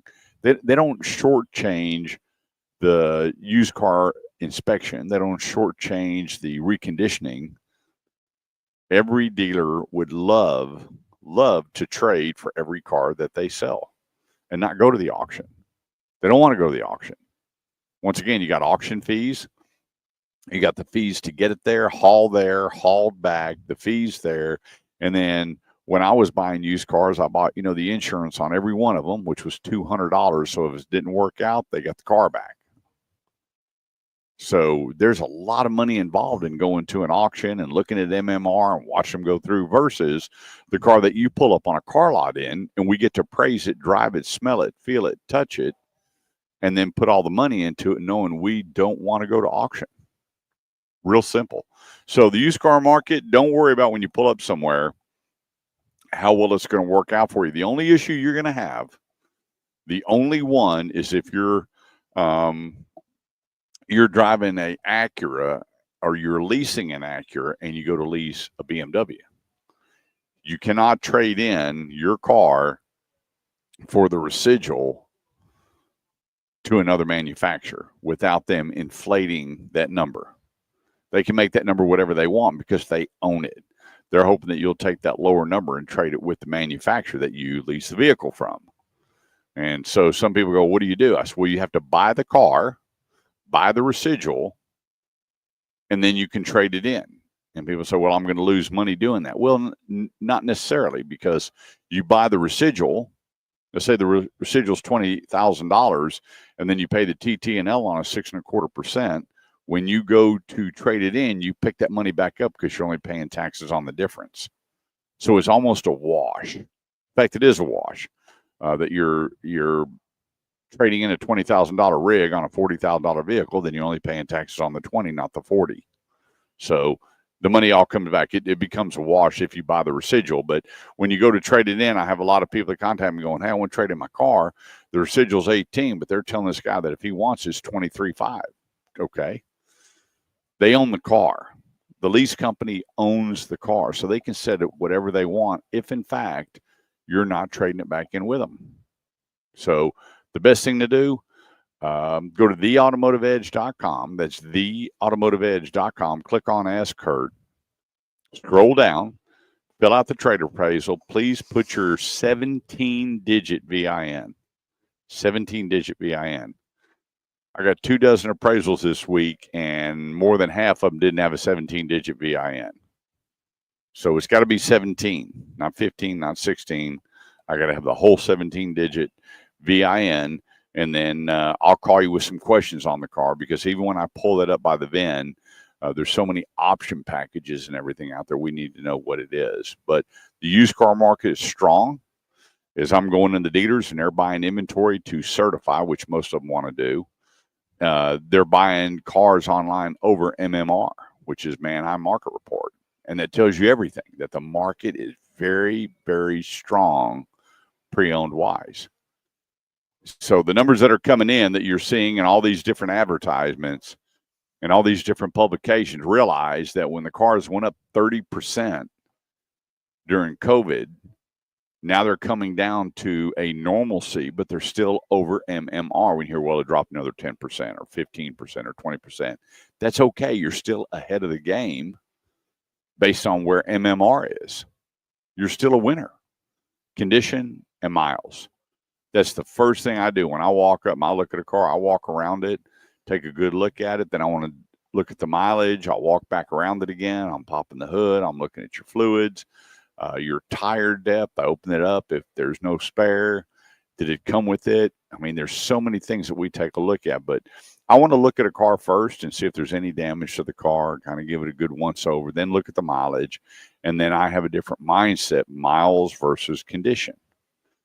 Boy, this car's got a lot of miles on it and it's not that old. And you talk to the owner, well, I drive to Houston a lot, or on the road sales, or whatever the case may be. My job is, 50 miles away. So I got a 100+ mile round trip every day.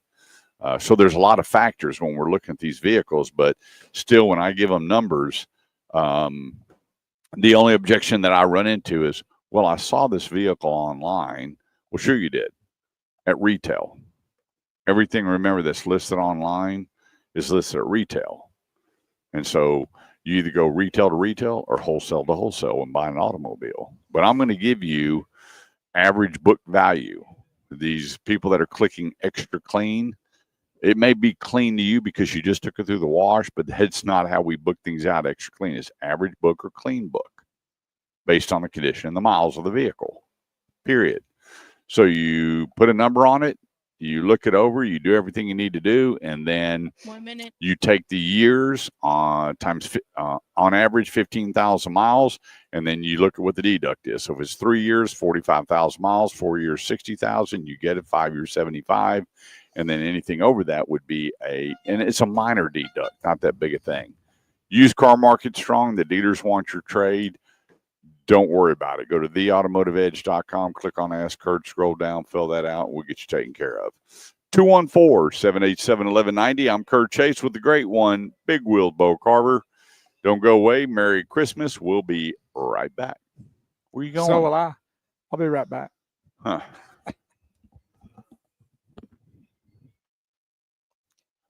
Yep.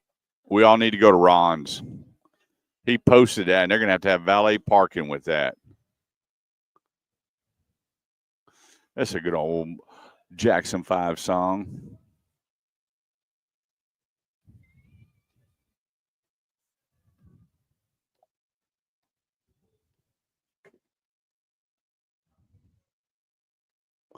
Yes, we did. I mean, what would you do if you woke up and you went out and you saw mommy kissing Santa Claus? Is that okay? I mean, even if you're married and you see her kissing Santa Claus, is that okay? I mean, I wouldn't have a problem with it. I believe. I watch Polar Express every year, sometimes twice, I believe. If I saw my wife kissing Santa, I would just hope, I got some extra gifts underneath the tree. I don't have an issue with it, especially at my age. But when Art. Yeah, no telling where he is. We'll send the cavalry out to find him here in just a few minutes. Hey, if there's a comment you'd like to make, or you'd like to join us on our pre-Christmas show, 214-787-1190. That's 214-787-1190. Give us a call. We'd love to hear from you. 214-787-1190. And then we're going to keep rocking and rolling here at Highly Accurate Fort Worth, and then all load up. Ron, what time is dinner? What time do you think you're going to have that pull of ham ready? We just may shock you. We don't even know where Ron lives. Do a drive-by. Come out, we'll just do a drive-by and get a little taste. Because when I sit down and eat, buddy, obviously, I like my groceries. Especially barbecue. Morning. How are you? Yeah, we're live. It's okay. It's all good. Yeah, only guy I know that has a fish tank in his office and come in and watch him clean his fish tank, feed the fish. Well, he starts his morning ritual. But thanks everybody for joining us on Facebook, Shifting Gears, YouTube, LinkedIn. Continue to share and like, because sooner or later you're going to have a friend or a family member or coworker that's going to need a vehicle, and always send them to the Automotive Edge and let us get that taken care of for you. Make sure your automotive needs are taken care of. We got a bunch today. We have 17 people going to dealerships and growing. I just checked my email. I had 122 emails in there. So we're going to be rocking and rolling just as soon as we get off air. On the road, answering question, appraising cars. Remember that appraisal is at theautomotiveedge.com. Click on Ask Kurt and then just scroll down. You can just leave your name and number if you want me to call you, or you can just fill out the trade appraisal at theautomotiveedge.com. So I'm not seeing any. I'll pass that.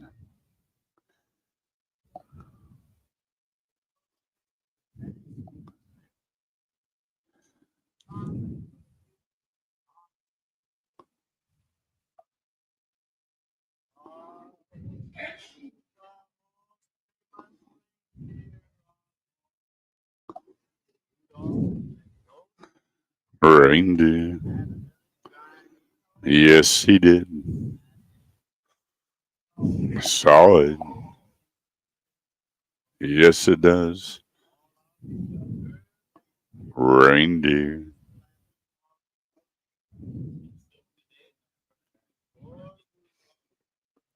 That's what I think Bo's like. Bo's like Rudolph growing up. I bet he was.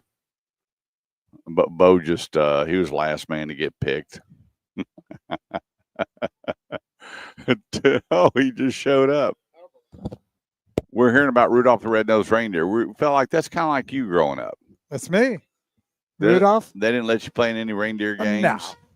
They did. I was like that guy that when they start picking people for teams. You were last. And nobody, yeah. All right, if we have to, we'll take Carver.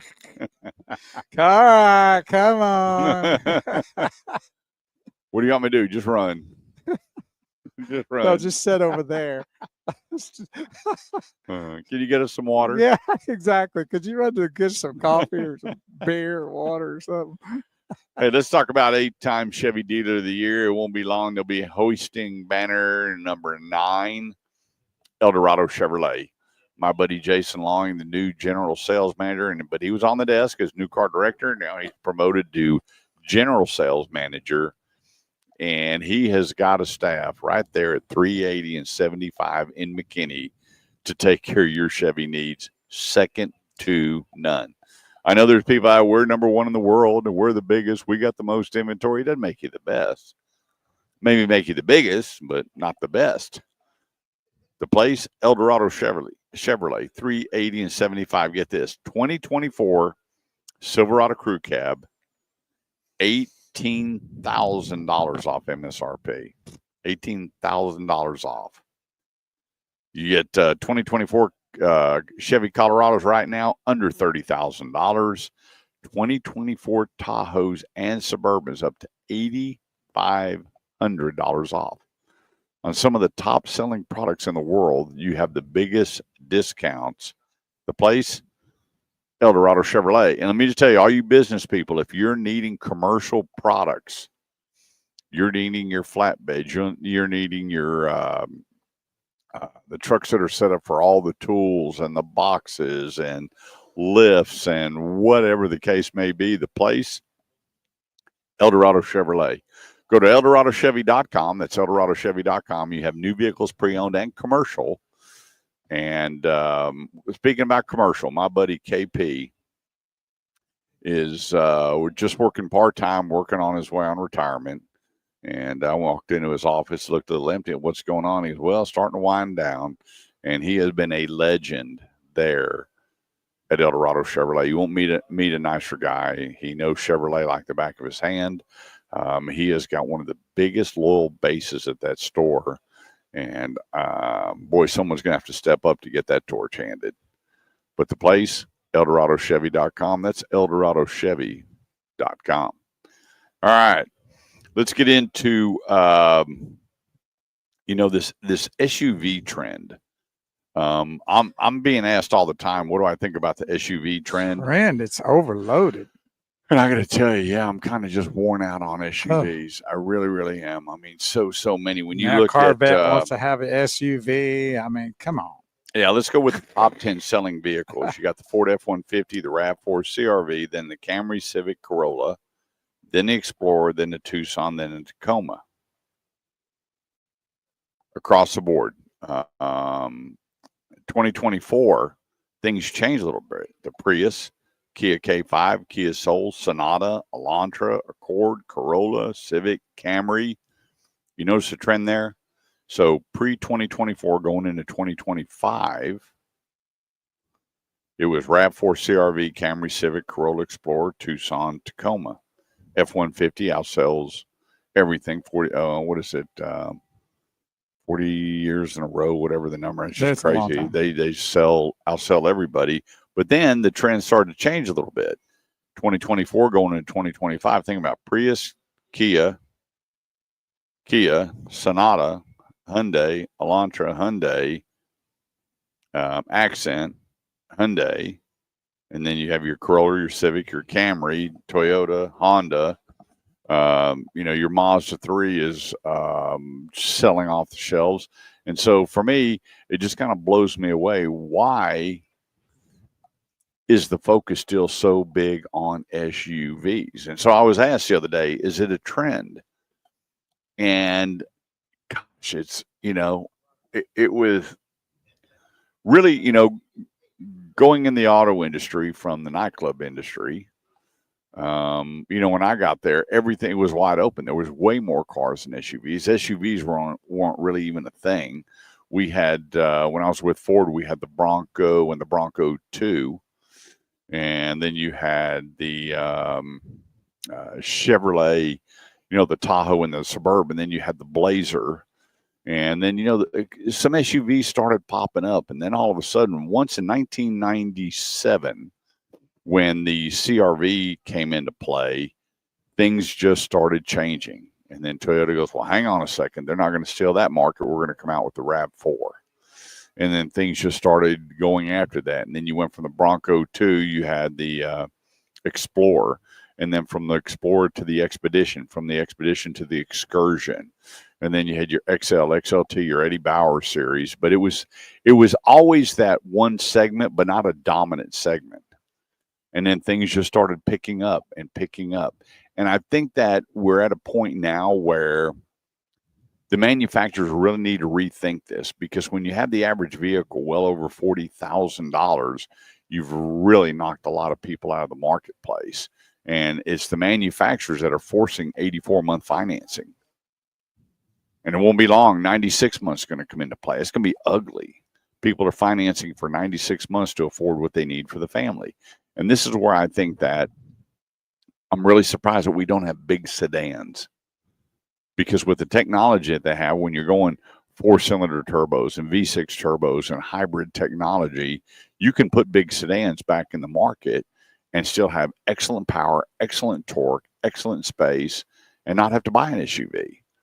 But when you think about it, what the biggest cars are out there right now, it's just minimal. And there's not really what you could say a big luxury vehicle on the road anymore. Not a in big a sedan size anyway. Yeah, not a sedan. The last big thing I drove was the Acura RL. That thing was big. You have your Cadillac, your CTS, which is I think still the biggest sedan out there, but they've made the sedan so much smaller, and I just think they could hold off and build a nice mid-size sedan with the right technology and kill it, and just absolutely kill it. Because you've got your Honda Accord, your Toyota Camrys, and then you jump over to your Lexus, to your ES350s, and you get into Mercedes all the way up to your Maybachs. And really, that's about it. You know, your Volvo cars are, a different breed. Your Subarus, different breed, which, Subaru, I think they're just down to the BRZ now.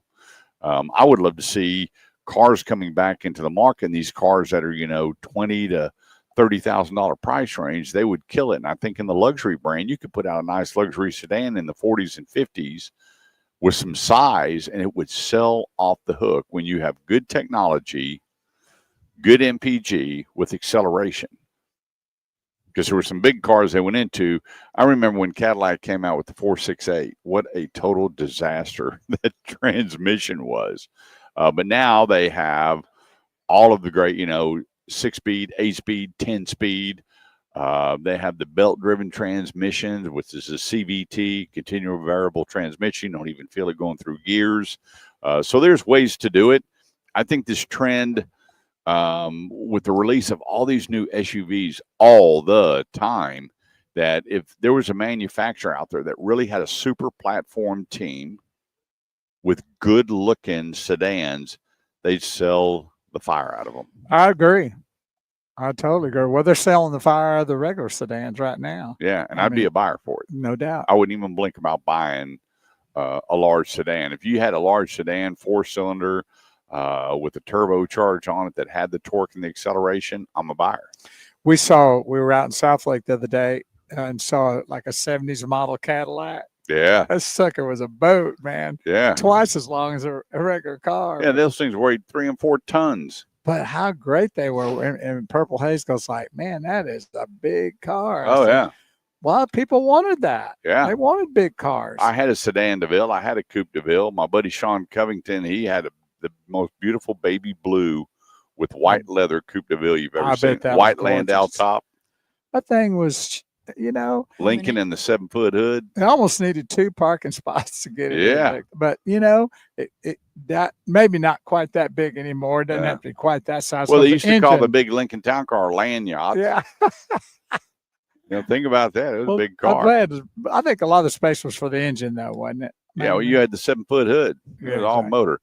214-787-1190. Let's take a quick break. Don't go away. We'll be right back.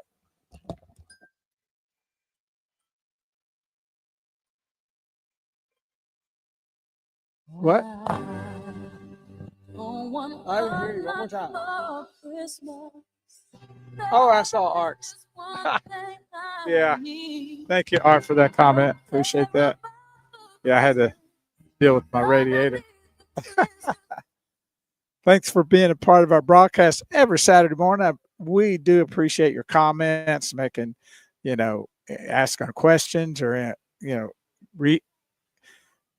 interacting with our comments and our statements. We do appreciate that. And what we do on this show, that's the reason why we did this. We're also mainly here, though, to help people with their automotive needs, whether they're buying, selling, trading, leasing, parts, service, body work, whatever it is they need, tires, all those kind of things. That's why we're here on the radio every Saturday morning.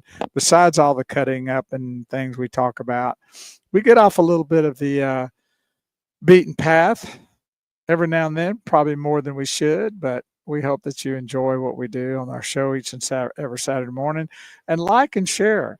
We do appreciate that. The best way to do that on our social media site, on our Facebook page, is if you're tuned in, there's a little white arrow at the top left-hand corner. Hit that. It'll take you out, but you'll still see us on your timeline on our post. So if you'll hit share, and then it'll say share now, another little segment says share now, then that'll take it actually to your timeline where people on your Facebook page can see the show and, give them a chance to like us. They're not going to hate you for doing it. They may not like the show, but they may love the show. They may learn something from it and help them out with all their automotive needs, save them time and money and headache and effort. So that's what we're here for. So if you'll help us out with that, that'd be great. We're just trying to do those kind of things every Saturday morning. And we love our friends and our followers making comments and saying the things you do. We do get a real entertainment, laughter out of it. And we do appreciate when you do that. And we're here at Highly Accurate Fort Worth this morning. And we're on 820 and 35W on the east side of 35W and on the south side of 820, right there in that corner. Highly Accurate Fort Worth. Beautiful location, beautiful dealership, great people that are running this thing. David Gomez, and just great people here that are doing the kind of things that you would want them to do for you, and getting service for your vehicle and buying a vehicle. So make sure that you come out and see us. We're here till the noon hour, so don't stop. Don't not stop here. If you're in the neighborhood, come by and say hello. Get Kurt to sign a hat for you or something. So we're glad that you're always a part of our broadcast every Saturday morning. That's so sweet. Isn't that sweet? That's really nice, Bo, that you would. Well, they were wondering where you were. I told them that you were left the 1 building. minute. Now I'm back to service. Say hello to Dean and thank him for getting us in this morning. And Cool. Dean's the best. Good morning, Suzanne McNamara joining us. How about that? Anybody else? We've had a lot of people tuned in this morning. We have. People making comments, and I told them how we appreciate that. It means a lot to us to have that interaction with us on the show. Yep. Keep things really flowing good, and adding this whole new scene here. I mean, we've been doing this a long time. This feed, which we went from the Mevo camera to this StreamYard feed, and this StreamYard's been really good. Hadn't it? Yep. Can you believe Christmas is here? Wednesday, the most baby. wonderful, wonderful, wonderful. Do you cry on the wonderful day after time Christmas? of the year? Do you go in your room and shut the door and like cry for the day? I do. I don't cry for the day. But you go through an emotional breakdown. Christmas spirit takes over. I cry. No, but I mean the day after Christmas Oh yeah, it's bad. when it's gone. And I go in the morning then. Do I? I got another 364-day countdown. That's what I'm thinking. I figured Yeah. you go into a real depression I that do. day after. Yeah, taking down the tree and packing up my All your good nutcrackers. I got them everywhere. They're all over the stuff. house. That's a negative day, isn't it? Yeah, it takes 3 massive containers to pack up all my nutcrackers. There you go. But it Well, takes me 3 hours, and I can have the whole house packed up. See, I'd be depressed having to pack everything up. Yeah, well, I built a new shed, so I pull out the 6 buckets, lay them all out in the living room, and I got all the paper and towels and old blankets and stuff. I wrap everything in. Some of that stuff's very old. That Do you have it? Do you know which is going in? Do you have it organized and written down what's in what box, or you just get them in there? I already know. I mean, I've been Yeah. doing it for forever.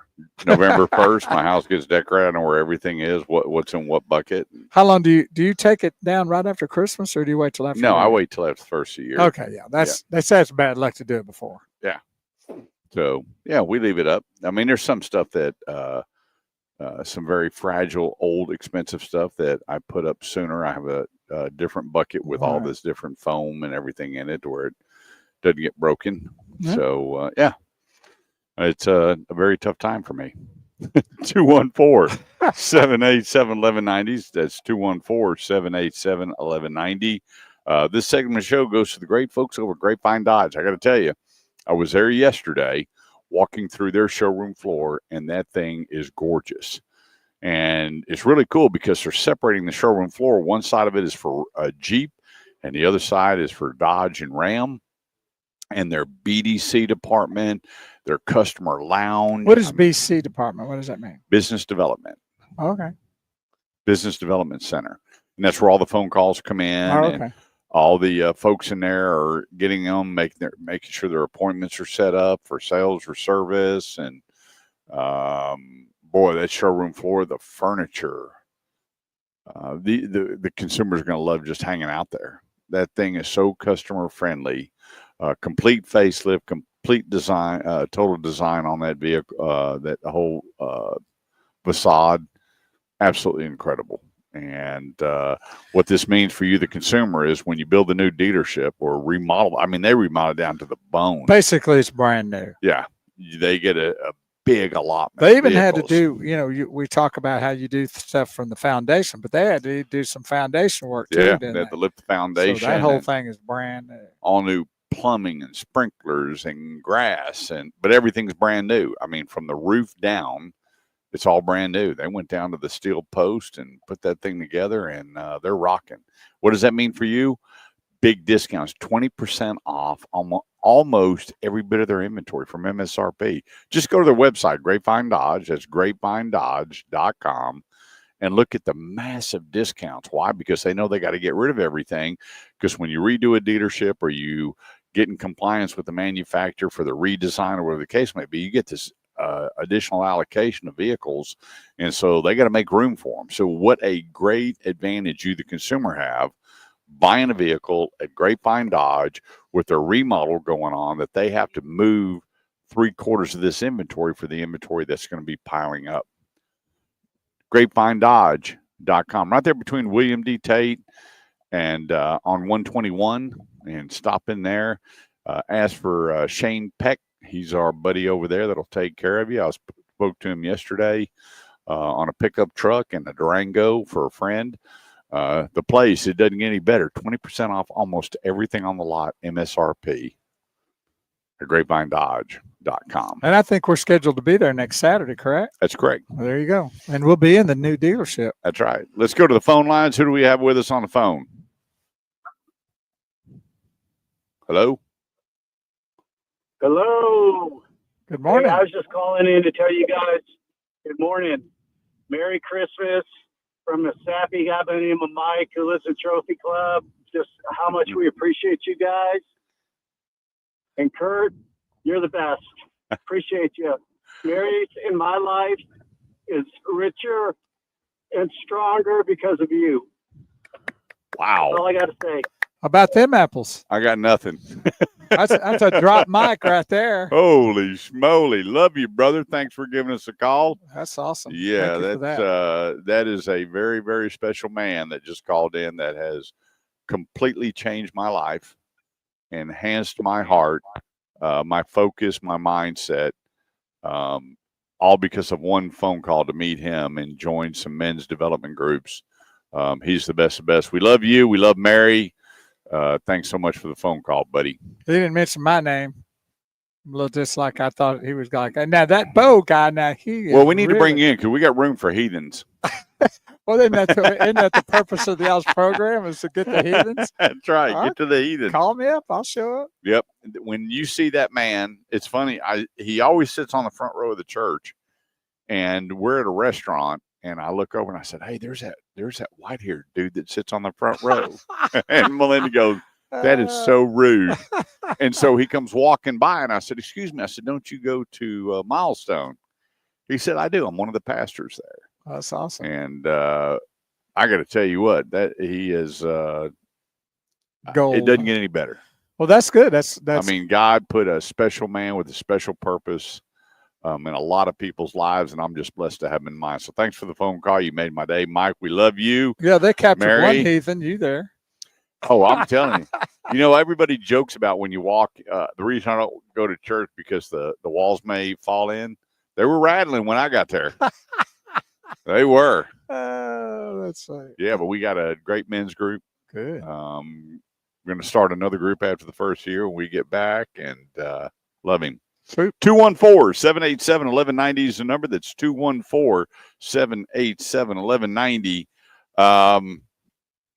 Let's see here. What's new? Remember that song with Tom Jones? What's new, Pussycat? Whoa, whoa, whoa. Yeah, I do, Yeah. as a matter of fact. You know, he can still sing. Well, those God, guys can still that man can. sing. Yeah, I mean, it's amazing. He does that British Has Talent or whatever that they Right. boy, somebody will come on stage and start singing one of his songs, and they'll turn to Tom, and he'll get up and Start singing. boy, with when them. he sang Delilah, I was like, that guy's pipes have not changed. Man, he was a big sex symbol for the longest. I don't know if he still is with the ladies, but Oh, He's My mom watched that, and Engelbert Humperdinck. Oh, they're kind of the same guy almost. Yeah. Engelbert would come first, and Tom Jones, Yeah. he'd get out there, and he did the craziest dances you've ever seen in your life. Made no sense. But he'd get done, and he'd wipe himself with those and give a little sweaty, nasty scarf to some woman.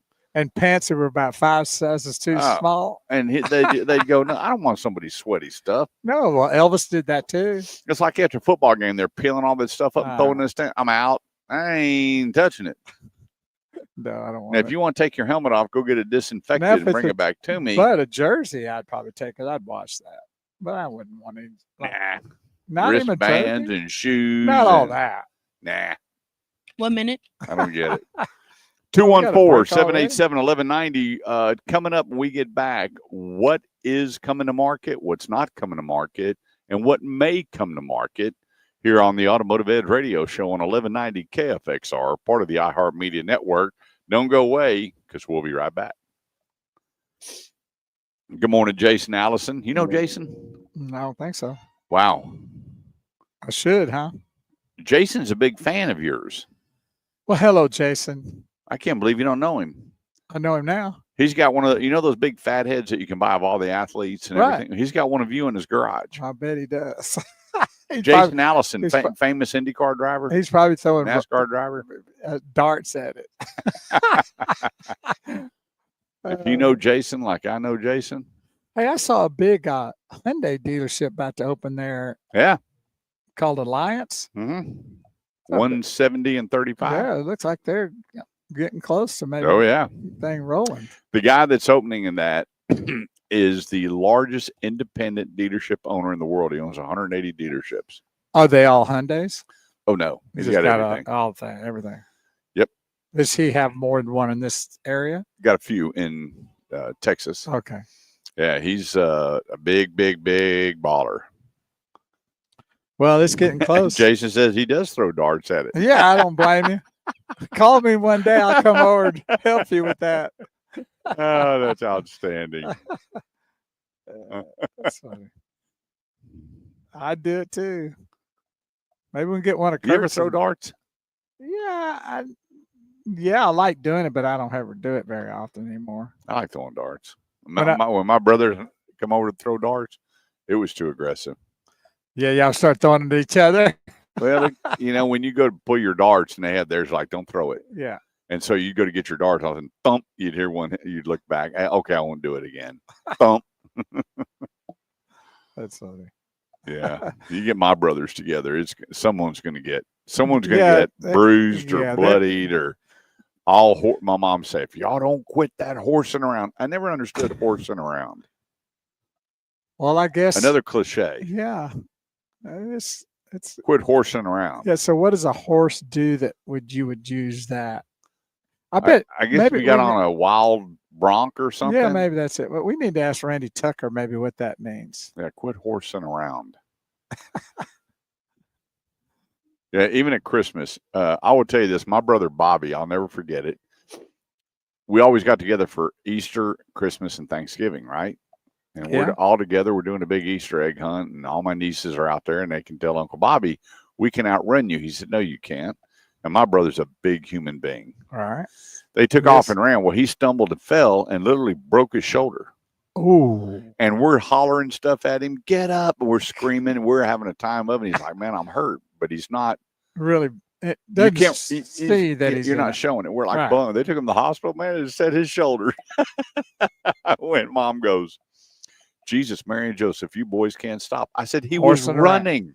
Horsing around. Yeah, y'all always got to be horsing around. I'm like, Maybe that's what it is. Like when they are racing and they trip and fall. Except when they do it to a horse, they put them away. okay, so somebody Google that and call us and tell us what horsing around, the origin of horsing around, because there's origins for everything. It's amazing when I hear cliches. I always look them up and find out who said it or where it came from. No more horsing around. No more horsing around. Oh, Yeah, my mom like always that. She'd come home, our face would be rearranged. What happened? We're playing football. No, y'all were out horsing around or fighting, weren't you? Okay, Mom, 30 you got seconds. us. Yeah. Have you ever heard that term, Maddie, horsing around? Yeah. Huh. Yeah. Yeah. Did you and your brothers get in trouble for horsing around? All the time. And you are in the middle? I'm the oldest. Or are you? So is your brother home from college? Yeah, he just got home today. Nice. It's a derivative from horseplay, which has been used to describe, rough play in the We would like to take 1500s. this time to say thank you for flying with us today here on the Automotive. Horseplay may be a reference to horses running, bucking, and leaping around. Your seats in the Huh. upright position. There you go. That's what I figured when I said bronc. Yeah. Please do not try to exit through the exit door. Learn something new every day. 214-787-1190 is the number. That's 214-787-1190. It's the Automotive Edge Radio Show, helping you with all your automotive needs, whether you're buying, selling, trading, leasing, parts, service, or body shop. We are here to help. This segment of the show is brought to you by the great folks over at Grapevine Ford, home of the love it or leave it promise. Our buddy, we're going to call him the Double C, Cameron and Cameron, the new car directors over there at Grapevine Ford. I've got family going there today. I got 2 friends going over there today to pick up their pickup trucks. And if it's a Ford, right between Texan Trail and Main Street, you will find Grapevine Ford. They have been a great sponsor of the show for 9 years now. And Ches Gilmore, the managing partner, general manager, has got a staff there and inventory second to none. Second to none. So if you have a Ford need, whether it's the Mach-E electric or if it is, let's see here, can't take that call, a pickup truck, any type of SUV, and then pre-owned, right next door they got Lincoln. And you talking about luxury at its best, drive a Lincoln, drive a Ford. Let them know you're listening to the Automotive Edge Radio Show. Remember, if you get it home and you surprise the wife and she's like, oh, no, take it back and get the one that she says, oh, yeah, to. That's why they are the true home of the love or leave it promise. They want you completely satisfied. So when you're making that payment or writing that check, it's what you want. Find them online, all their inventory, all this month's specials at grapevineford.com. That's grapevineford.com. Y'all look so festive. Merry Christmas, y'all. Thank you, Miss Carol. You know, my sister Carol Ann's Christmas was easy. Why is it easy? I bought her a case of Listerine. Why is that? I don't know what it is about her. She wants Listerine? Yeah, lots of Listerine. Was she drinking it? The old stuff. Remember the one in the big paper Right. cardboard thing? Not the purple or the green or the blue. Right. One. The old Listerine. Gold color. Yeah, the one that burned the heck Yeah. out of you. Yeah, that's what Carol Ann wanted for Christmas was a case of Listerine. Okay. Yeah, she got it. Good morning, Edward Phil. You remember Edward Phil? Yeah, that's David Philbeck. That's my brother that I met in South Korea during our USO military tour there. Yep. And he's lives in South Carolina. Well, thanks for joining He's us. a Gamecock fan. Yep. Hey, let's talk about some of the things that are coming out. These are true cars that will be coming out, and that's the Honda Prelude. Ooh. One of Bo's all-time favorite. Yes, sir. That car's coming out. They're saying around $35K. I've seen some of the sketches. They said it'll be a 2026 release, hybrid only, and it's going to, I'm telling you, a lot of people don't know this, but the Prelude was the least problematic car one of them ever built. And when I was selling Hondas, I bet 90% of the Honda Preludes I sold to were pilots. It was a two-door also, Yep, right? little two-door coupe. You couldn't get in the back. I couldn't get in the back seat. Yeah. Even when I was probably 50 pounds lighter, I couldn't get in the back seat. But it was a little. And it was one of the first running ones with Tiptronic transmission.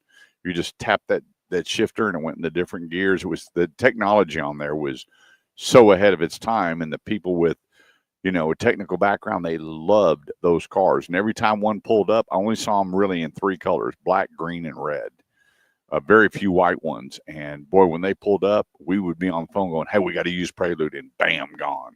So it was a very big high point with the, then they come out the S2000 and it killed it. Later on, it came out in a convertible, and boy, you couldn't keep them in stock. Yeah. And those cars, when they pop up for sale, they're still doing well. So hopefully they come out with the right design. I sure hope and pray that these renderings are not anything near what I'm hoping that Prelude's going to look like when it comes out. But it is You coming don't like out. the renderings? So far, no. Okay. I don't. But it'll tell you it's just a rendering. It's Right. They haven't shown you the true, real Honda Prelude. The Corvette Zorro, it is electric in the front, gas in the rear, coming out $200,000. And the ZR1 is coming out, the new 1,263 horsepower.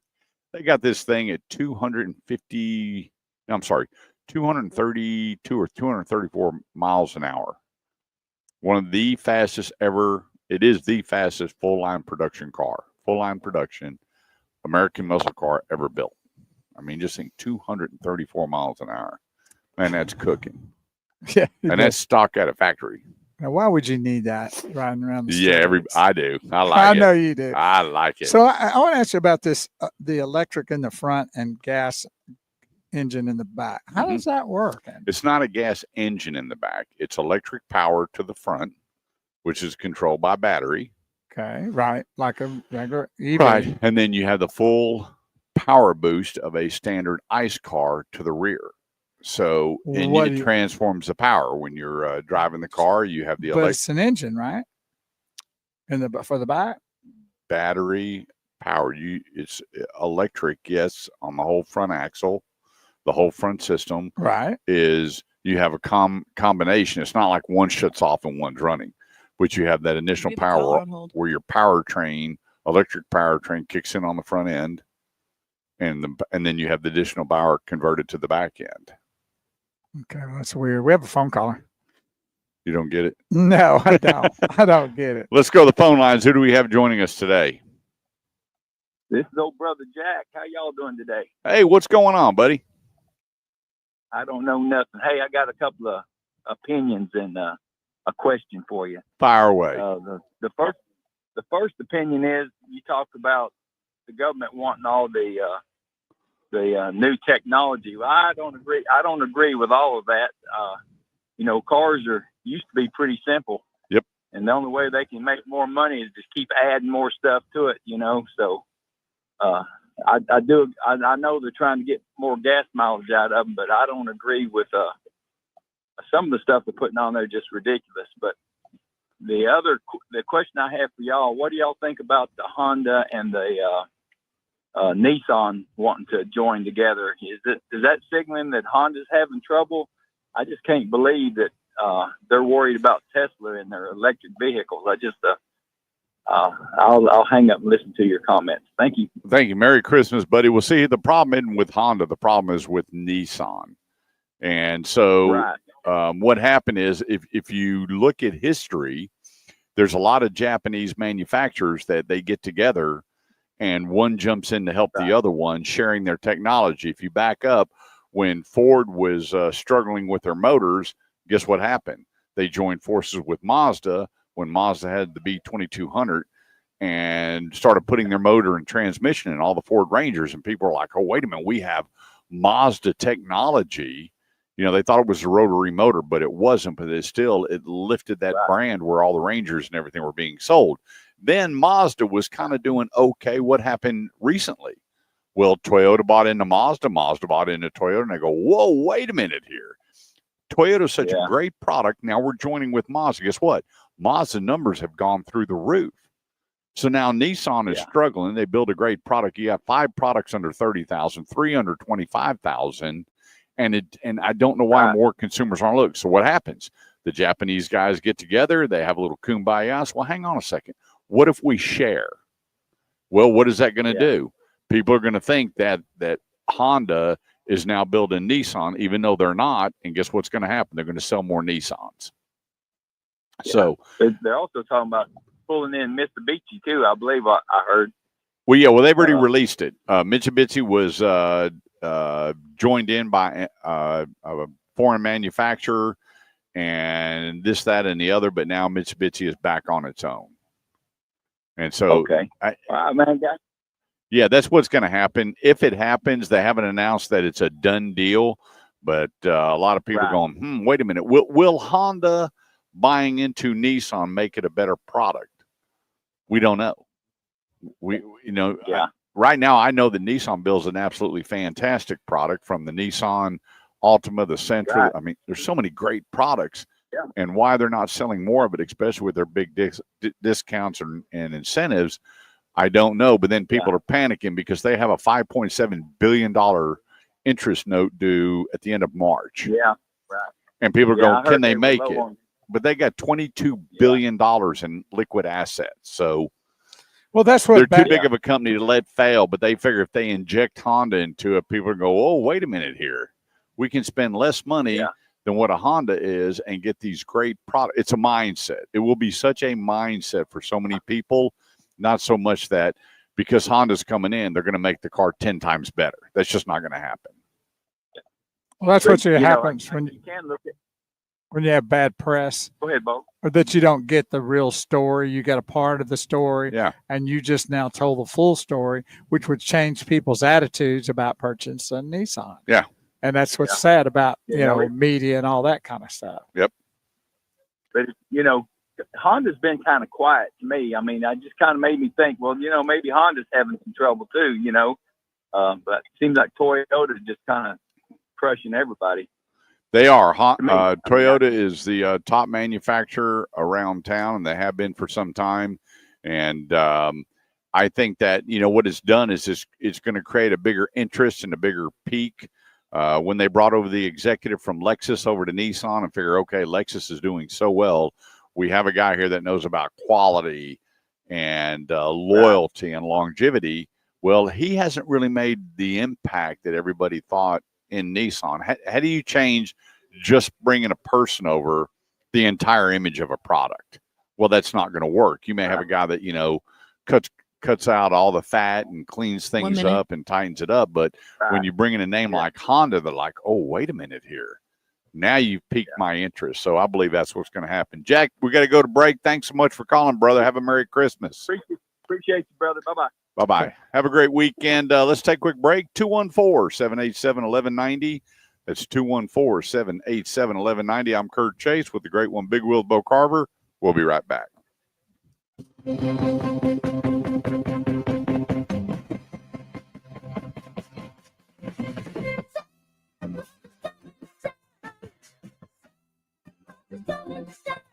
You better watch out. You better not cry. You better not laugh. I'm telling you why.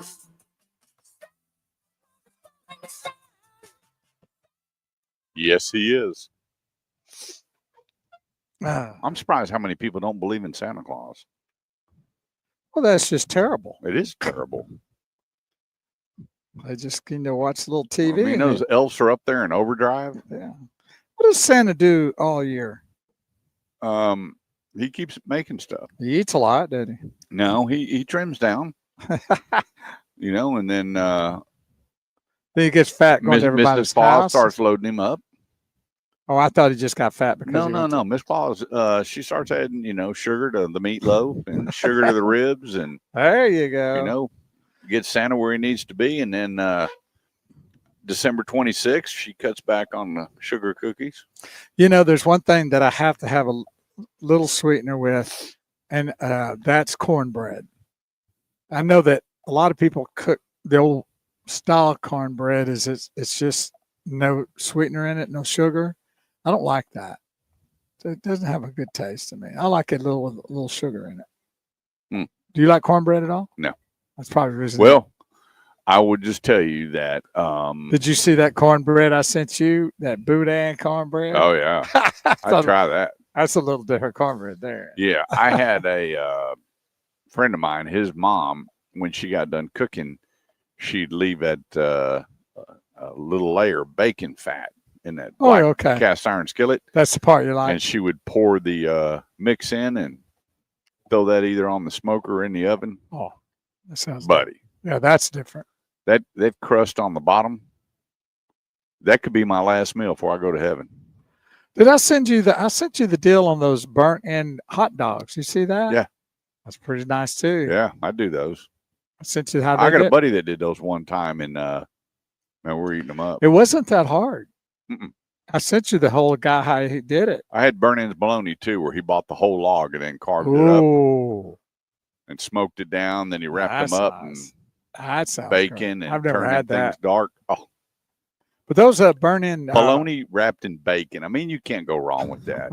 You just can't go wrong. That's what you need to eat right before you go Yeah. see your cardiologist. That's right. It's like sprinkles on the ice cream. You just can't go wrong. No, that's true. But yeah, I thought, man, those hot dogs look great that way. Yeah. Cutting them up in those little pieces. And Yeah, they're called poor man's burnt ends. they You don't can look, call them whatever you want. yeah, I'm I gonna eat don't 'em. care. I rich, poor, Yeah. whatever. I think they were awesome looking. Yeah, you can call it porridge for all I care. I Right? agree. Burnt ends. But see, there's a couple of barbecue places that their burnt ends are very fatty. Can't eat them. So it's like what I'd like. Oh, yeah, I can't do it. Burnt ends, I want meaty burnt ends. I don't want fatty burnt ends. I don't get it. Yeah, I like my barbecue wet. Nah, can't do it. I'd gag. I just can't eat it wet. I don't like it You dry. don't know what you're missing. Yeah, oh, I do. I've tried No, it. you don't. I ain't missing nothing. You're missing the flavor of the barbecue. That's what gives it the really good flavor. No, I like a juicy 40 barbecue seconds. with a nice ring on it. But you just, man, yours is disgusting. Oh, yeah. I disgusting loving it. Yeah. How that just goes right Watching down. you eat it, you're like my sister-in-law. The way she eats her meats and everything. You like that too? Woo, can't do it. That's why I don't eat. Do you eat prime rib? No, not really. I don't like it. I don't like meat not cooked very good. My buddy took me to Landry's 15 seconds.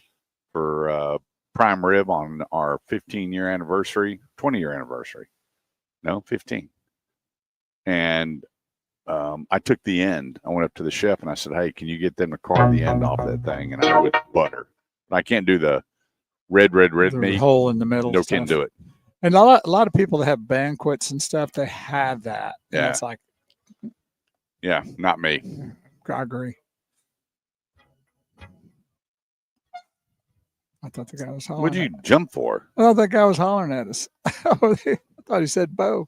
Oh. 214-787-1190 is the number. That's 214-787-1190. This segment of the show is brought to you by your CBD store. I got to tell you, we're at a restaurant and Ralph is going around handing out cream in the restaurant. How about them apples? I'm telling you, you talking about a man that believes in his product and loves his product. Well, they've Ralph Paul, the owner of your CBD store, and his daughter Chrissy and his wife Carol. And then you got Hannah and you got her brother there with it. I'm telling you, these people are as knowledgeable about CBD, true, good, certified, USDA organic certified CBD. They've blow changed. you away. They've changed a lot of people's lives, and they've done Yep. that, and they see it, and that's why they continue being that way. I take the oils. I take the gummies. I use the lotions. I use the pain cream. I use the spray. I use the brain boost, the seltzers. I'm telling you, I have it all. You come to my house, I am loaded up on it. I have the new gummies, the libido boosters. I have the brain boost. I'm telling you, it is incredible. I got a buddy that is a numbers guy, and I gave him a 4-pack of that brain boost, and he called me up and he goes, "I love you." That's all he said. And he goes, "I got to go." Click. I went, "Well, that's fine. I'll take "I love you." Yeah. And so a few days later, he called back and he goes, "I love you more." He goes, "Where do you get that stuff?" And I said, "Go to yourcbdstore.com, yourcbdstorekeller.com, and get you a 4-pack or go by there." He didn't live that far on Main Street. So he went by there and got another 4-pack. And he goes, "Do they sell this by the drum?" I said, "No, but there's a product there, collagen creams, dog treats, calming treats. There's so many different products there aids. that can change your mind, your way of thinking, and mainly your health." They made a cocktail for me the other day in this little, those little tiny little water bottles. Right. And she put 2 different kinds of water solubles in there. I took it home kept it in the fridge, and I drank it at about 9:45. I had the best night's sleep I've ever had, There you ever. go. And I called Hannah the next day. I want 20 cases of that. Whatever it was. Absolutely. Well, I got it. I got both the water solubles, and I can make my own little drink at the house.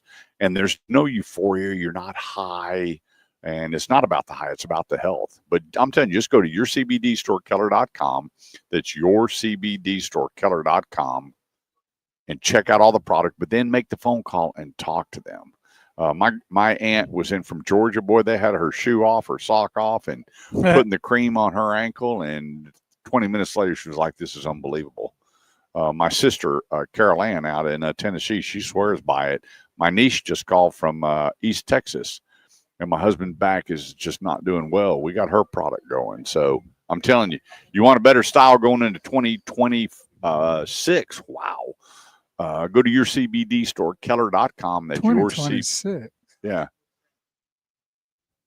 Where you been? What do you mean? 2025. Beautiful. There you go, Bo. Where you see that CBD's really working. No, I kept looking out the corner of my eye, and I'm glad you're paying attention. I always kind of listen. So anyway, instead of all the big New Year's resolutions that everybody drops come February 1st, go by your CBD store in Keller, or give them a call, or go online, yourcbdstorekeller.com, and start your relationship to reboost your cannabinoid system and have a healthier 2025. The place, yourcbdstorekeller.com. All right, let's keep rolling here. The Expedition Complete New Makeover. Yes, 100% makeover starting at $58K, which is less than a lot of the big luxury SUVs.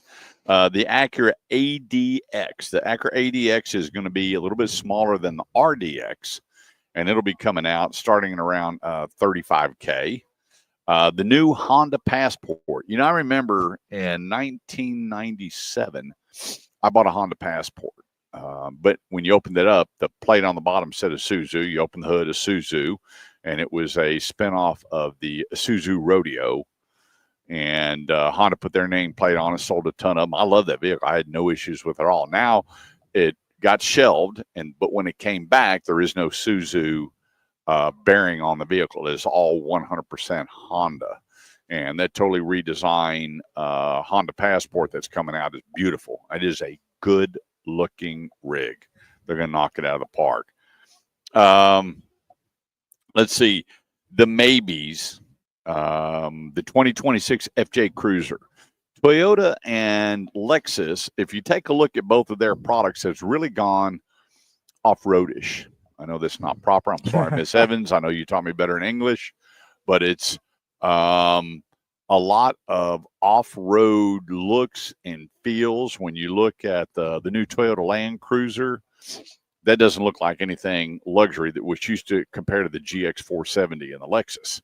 That thing is got more available. I think 110 different options that you can add to the vehicle, accessories and options, and it's totally has that off-road look.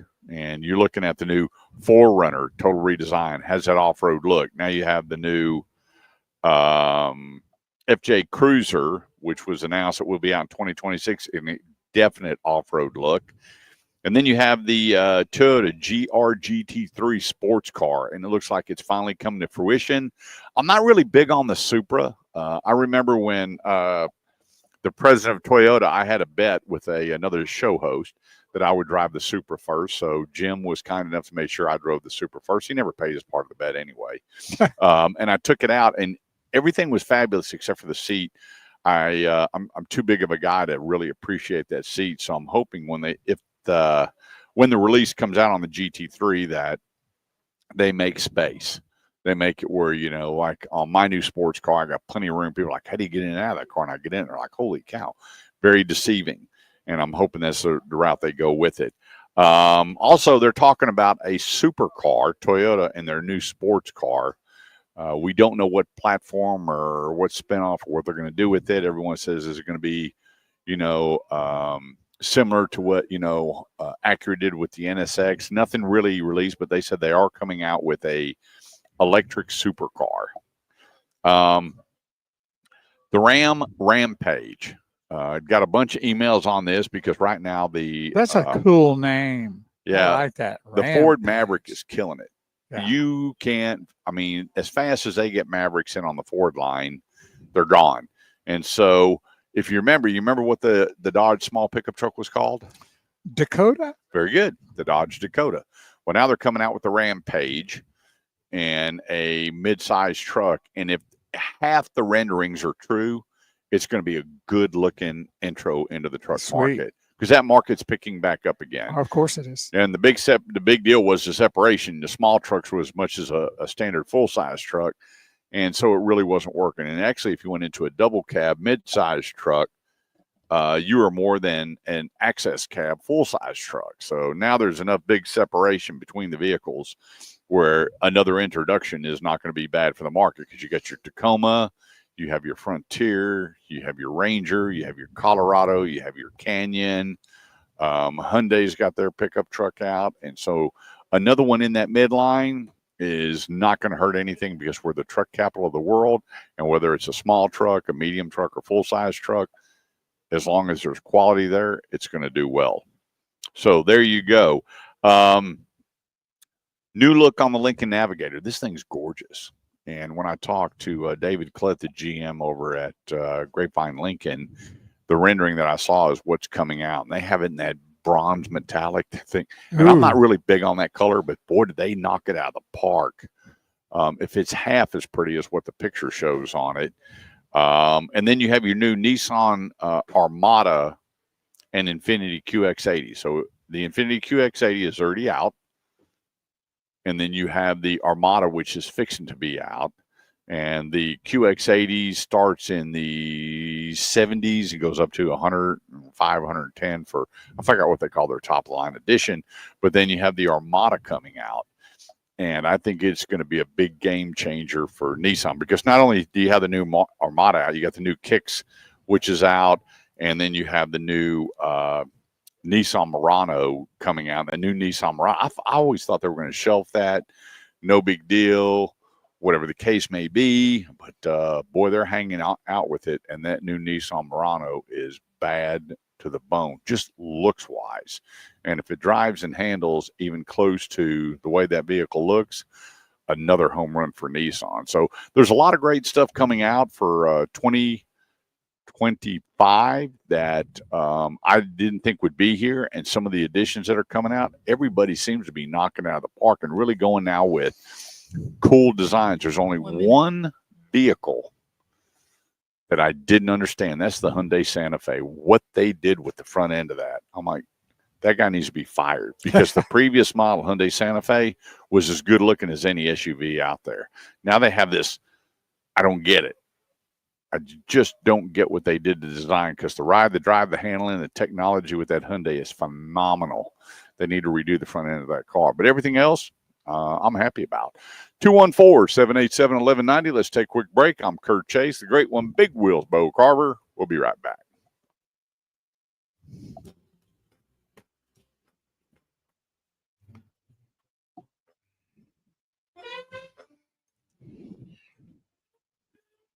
So we're getting close here on this 50% thing. I know. You calling him, aren't you? You texting him, aren't you? Aren't you? Nope. You're storytelling.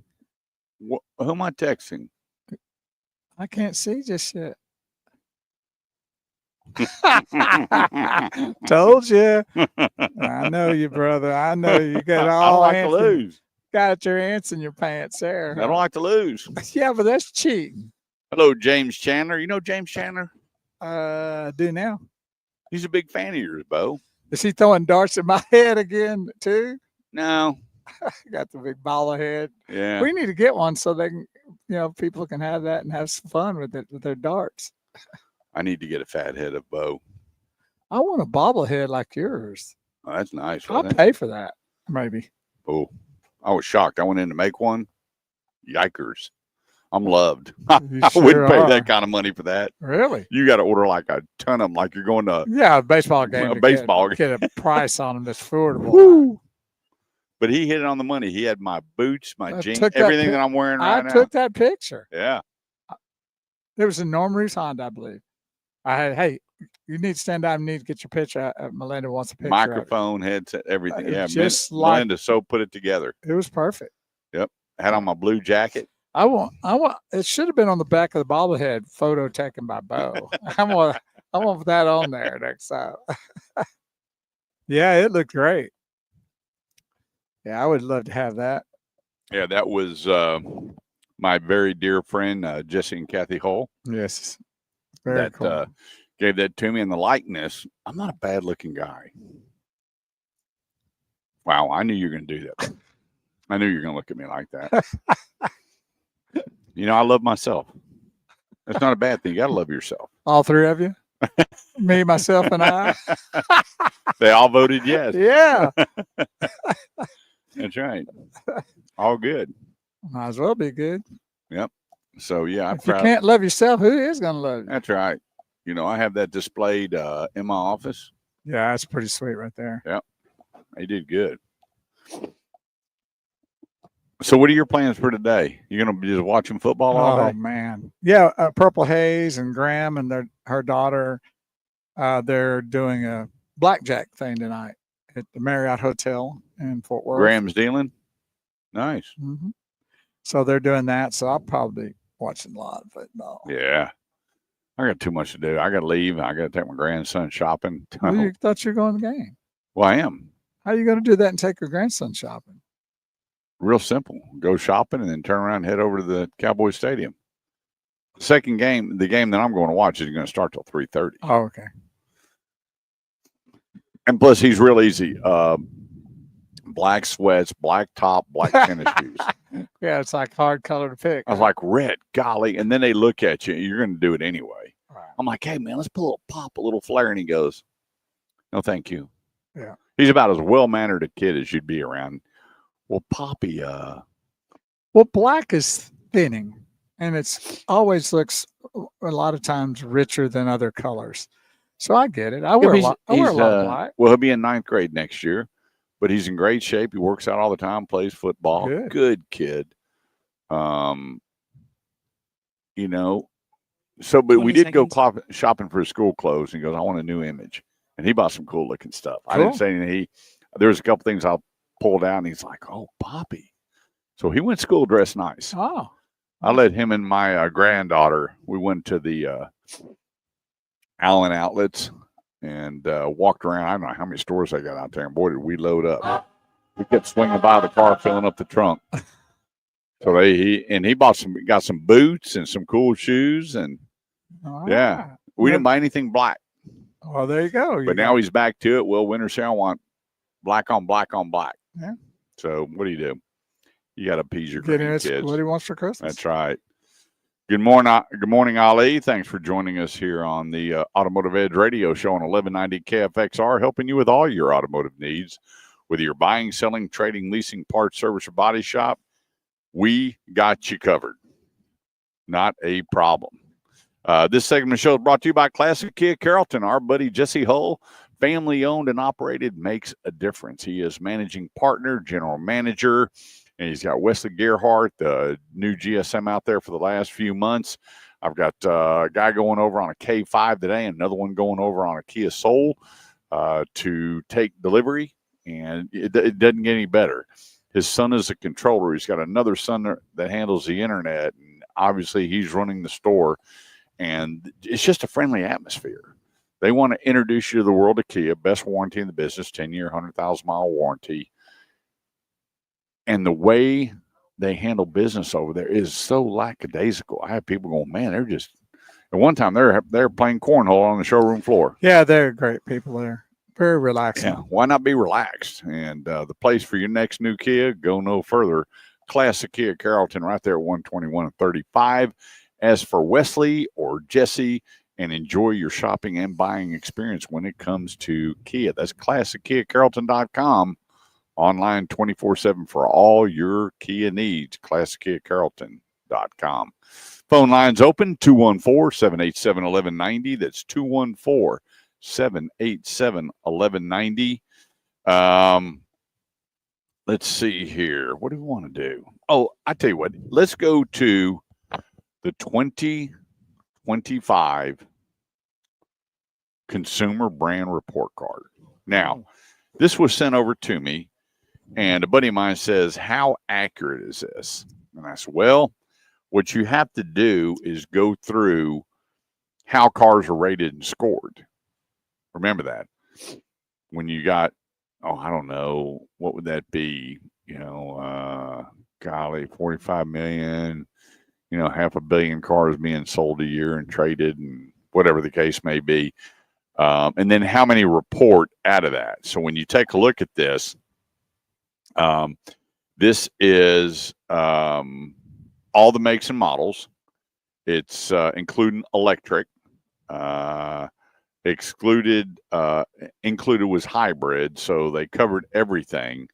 And when you take a look at it, you go, well, how many people were involved in this? And this was 32 brands. Vehicle scored on road test, reliability, satisfaction, and safety. And when you take a look at those categories and how they break those out, it can be, for me, personally, I don't like it. I think that you send out surveys that are not such an extreme plus or minus, but more in generality, and you're getting feedback, and then you're compiling the feedback versus just where they check the box. Because the biggest problem, which we all know, is infotainment systems. When I was talking to Will and he bought his new vehicle, man, this thing's got more gadgets and buttons on it. I don't even know what half of this is. And he's like me. He's very ADD. And he goes, hey, give me the keys. Where's the blinker? Where's the windshield wiper? I know how to start it and where the brake is. Let's see. Power locks and windows here. Okay. All right. I'm on my way. Well, even when I was driving one of those vehicles, I didn't even know how to put it in gear, Harley, remember? And so it's a whole different day and age. Yeah, I couldn't leave until I saw Bo go in the drive. I mean, you go like, man, how do you get this thing in reverse? And how do you get it in drive? I mean, all that. And that's just the basic thing you got to do. Forget all the other stuff that was there. Yeah, it's crazy. It's a tutorial. No joke. Learning everything that's on the vehicle. So the biggest problem, people were like, the infotainment systems were complicated. I'm like, I get it. Yeah. When I got my new truck, they pitched me the keys, and I was gone. And I ran into a few problems trying to figure different things out. But for the most part, I was gone. So they ranked. It says. Let's see here. U.S. registrations of full electric models grew to 5% to 103,403 for the month. According to S&P, Tesla remains the market leader by a long shot. It's not even close. Tesla was at 45,000. Nearest one to it was 7,427, which was Chevrolet. And then you just start going down through the list of how things were rated, how they scored it. Road test.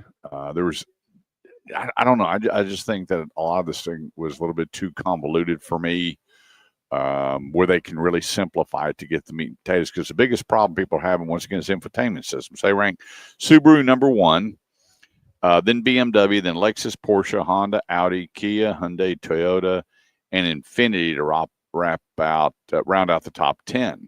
And then I'm sitting here looking at the rest of the ones going down. I'm going, hang on a second here. There's some products out there that the residuals are through the roof. The resale value is through the roof. Their pre-owned mark and CPO on these cars are through the roof, and they still rate them towards the bottom. I don't understand. Now, there's some on the bottom that belong on the bottom because I talked to a lot of the service managers, and when you start looking at warranty charges versus customer pay, you see a big separation with a lot of manufacturers between those two items, customer pay and a warranty pay. But when I'm looking at this thing and then you go through it and you look at the breakdown, I would just tell you this, I wouldn't even read it. It got sent to me and they said, well, how accurate is this? And once again, if you take a look at the questionnaire and the way this thing is set up, There's not really any success in it. Even when they start ranking the top ones, when they start looking at problems per 100. And when you see cars that I saw one the other day said 168 problems per 100 built, you're going, boy, that car must be a real turd. I mean, that thing must just be bad. And you're going, hang on a second. Let's go back and look at what they're saying. There was a scratch on the car, nothing to do with quality. It didn't have floor mats, nothing to do with quality. No spare tire. Didn't have a spare tire, nothing to do with quality. Didn't understand the infotainment system, too much stuff on it, nothing to do with quality. Has nothing to do with the ride, the handling, and the drive. That scratch isn't going to change the aerodynamics of the car, the wind drag coefficient, none of that. But it all gets scored again. So you look down, you go, oh my gosh, do I really want to take a look at a car with this many problems per 100? Well, I would have to go scrap it. Well, if you look at it from that avenue, the way it's presented and how people just look at it in a very broad scope, you go like, nah, I'm not interested in that vehicle because of that or whatever. But again, it's back to what we were talking about earlier when you were talking to Jack about the combination of some of these companies getting together and what they're doing.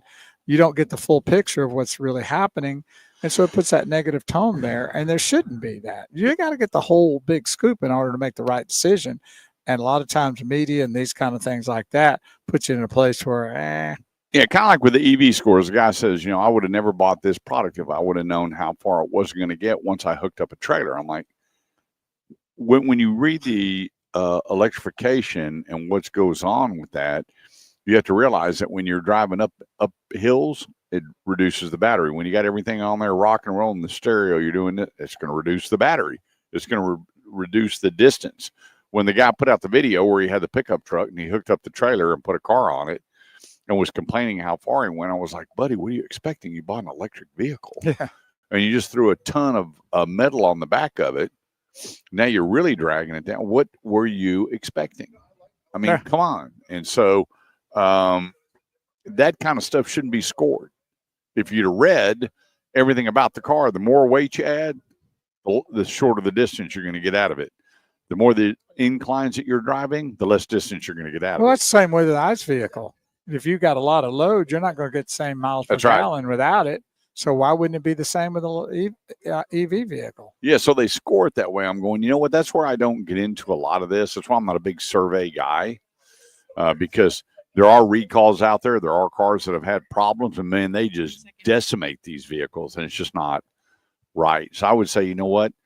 There's a butt for every seat. Just go find the one that yours feels the best in when you're driving that car with the handling, the drive, and the blind spots. And that's by a good 30 to 45-minute test drive. And quit studying all that, because you may be scratching off a vehicle off your list that's really a great vehicle. Just some other people didn't like it. 214-787-1190 is the number. That's 214-787-1190. Let's take a quick break. When you get back, your QRAs. We'll be right back.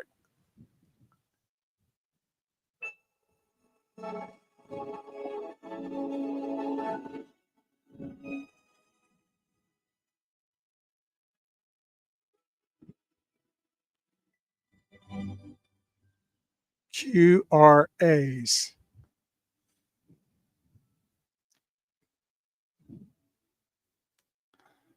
QRAs. What? QRAs. What's the R? QRA. You said we're going to come back with your QRAs. With Q and A. You said RQ, your A. No, you said we're coming back with your QRAs. You weren't listening. Go I back did and listen. Reel it back. I can't right now. Your QRAs. That's what I said. QRAs. I said you are. Your Q's are A's. Oh, R. I thought you said R. Our. Q. Your questions, our answers. QRAs. See, there you go again. But it sounded like QRAs. You got to find that one pebble of poop in the big I'm pile. one of these guys that you just talked about. That's right. Don't send Bo a survey. You'll never buy that car. I don't like this. He said QRAs. Yeah, don't buy it. What's our QRA? That's right.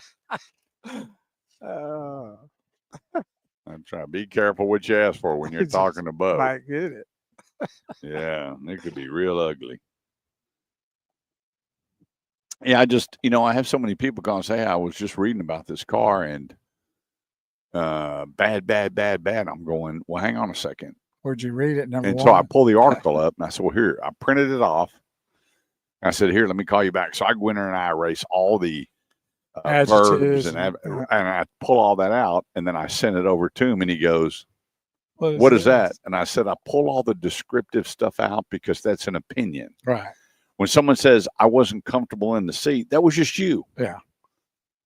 Maybe you need to gain weight or lose weight or something in between. I don't know. Or maybe, there was one guy that, I was talking to, and when I talked to him, when he looked at me, he would do this. And I said, what's going on? He said, I had a neck surgery and I've had blah, blah, blah. Well, he was complaining with the visibility in the car. I'm going, well, sorry that you have a permanent injury, but it doesn't make the vehicle bad. Right. Correct. And so that's why I say you got to be careful and take it with a grain of salt because there are people out there that have been so brand loyal. And then I'd say, hey, drive this. And they call me and go, that's unbelievable. Mm-hmm. I had a friend that has never owned a Mazda, was looking for a vehicle. And I said, go drive the CX-5. Sent him up to see Tommy Melton. And I got a picture of his daughter standing next to the CX-5. We had no idea. Right. Correct. And I tell him, go spend the time driving. Here's the cool thing. If you don't like it, you hand them the keys, you walk away. Correct. Real simple. But too many people believe in, which, I get Consumer Reports and Consumer Guide and Road and Track and Mechanics Illustrated and Car and Driver and what's the other one? The big one. Well, Consumer Reports is one of the big. There's another one out there, and they send in all these reviews. I'm going, you know what? You could have shortchanged yourself. And so I had a gentleman that says, I only drive this pickup truck. And I said, why? I want this, this, and this. But the one thing that it's missing, I said, well, go drive. He goes, I could never drive that vehicle. So I went and got it. I went over and I picked him up. We went to lunch, and he's like, holy cow. So get in the back seat. He got in the back seat. He was like, unbelievable. Well, now he's driving one. And I said, he goes, I've got two teenage boys, one's 6'4", the other one's 6'5".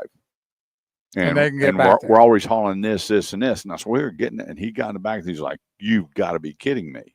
And he had no idea that a mega cab was that big. I mean, that back seat, well, you've been in my truck. The back seat is huge. It's huge. And so anyway, I says, he goes, well, I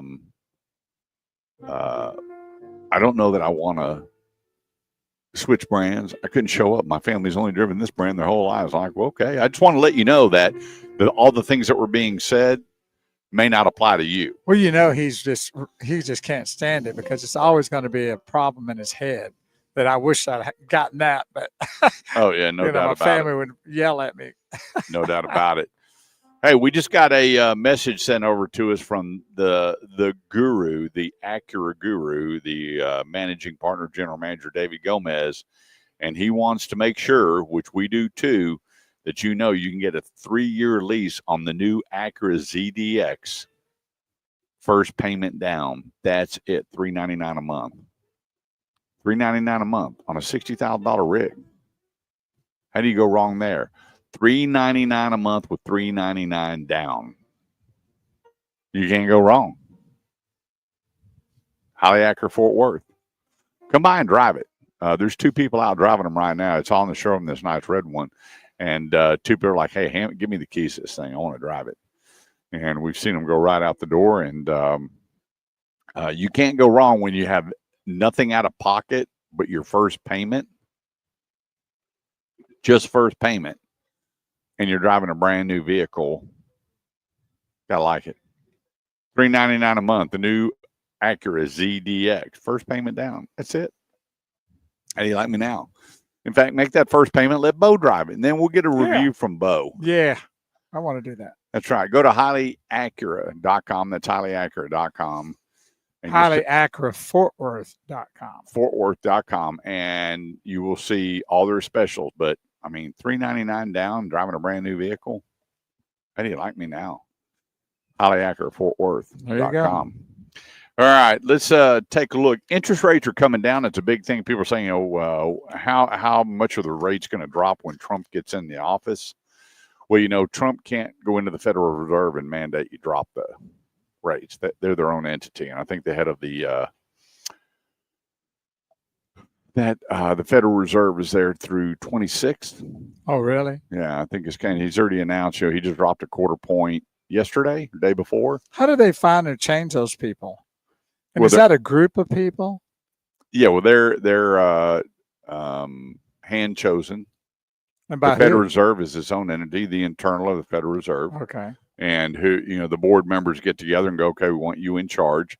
And so now they're saying, well, with that quarter point charge, we're probably not going to do anything for the rest of 2025, which is, you can't predict that, because if the consumer index, all of these things change, and people start spending money and we become energy independent, they're going to be dropping rates regardless what just came out of their mouth.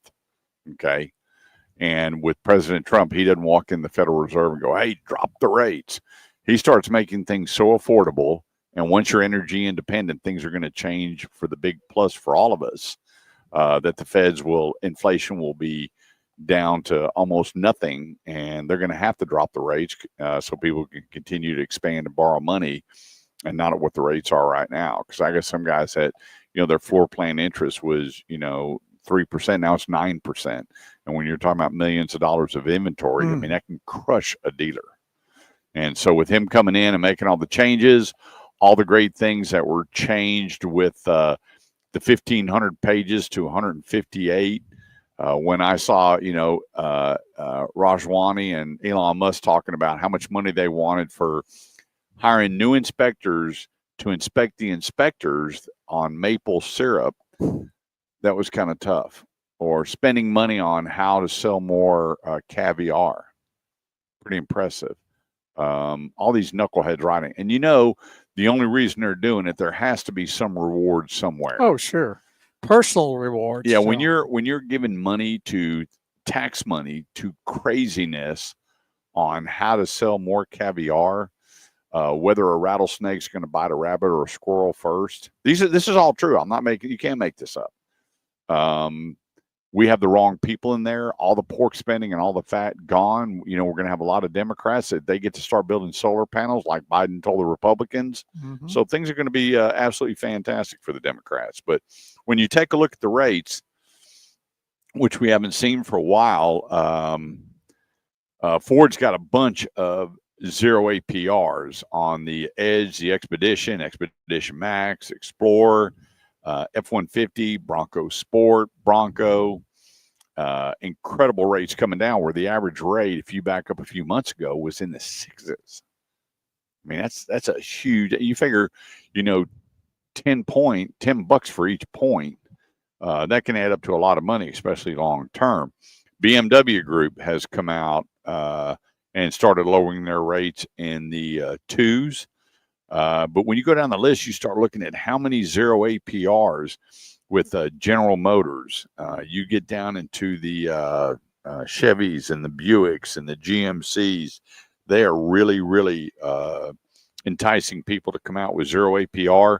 And it says zero APR to 3.9%. It used to be zero APR to 11.9%. So you can see that the confidence is really building, whether you like the man or not. The confidence is building on where we're going to be starting January 20th.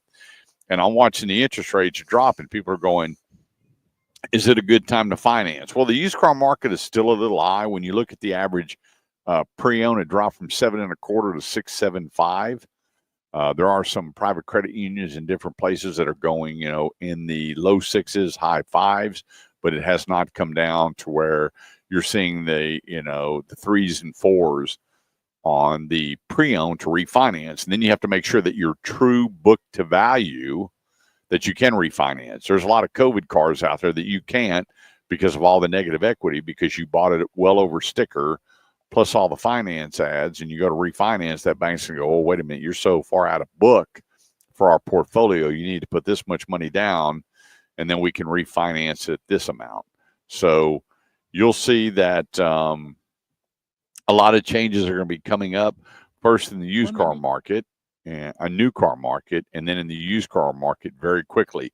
My prediction, this is a prediction, is Q2. We're just going to blow the ceiling off with this economy and the direction it's going, and all the BS spending in Washington. A lot of this is going away. A lot of cuts are going to be made, where the deficit starts coming down and the American people start prospering again under no falsehoods. 214-787-1190 is the number. That's 214-787-1190. Quick break. We'll be right back.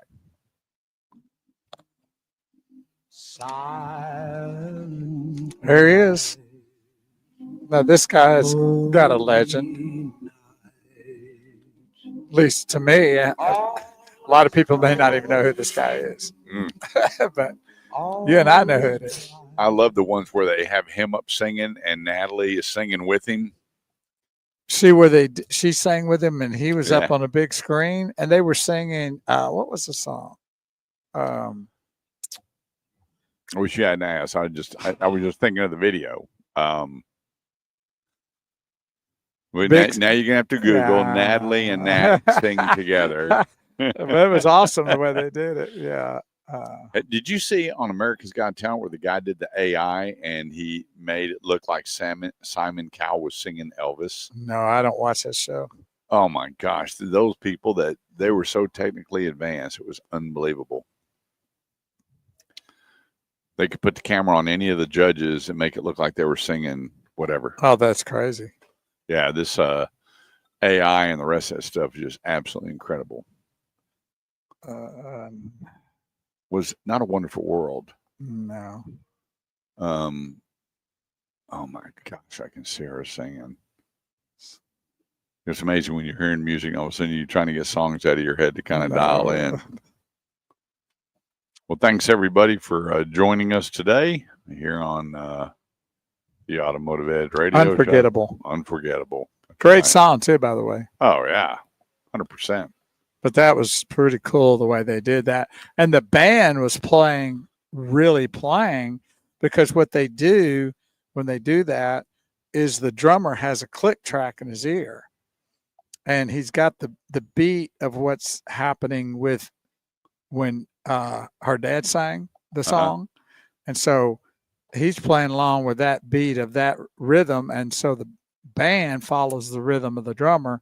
And then, of course, she sings the part. They cut out the part that she sings in his video, audio wise. And so she takes that and then they bring him back in, or when they sing together.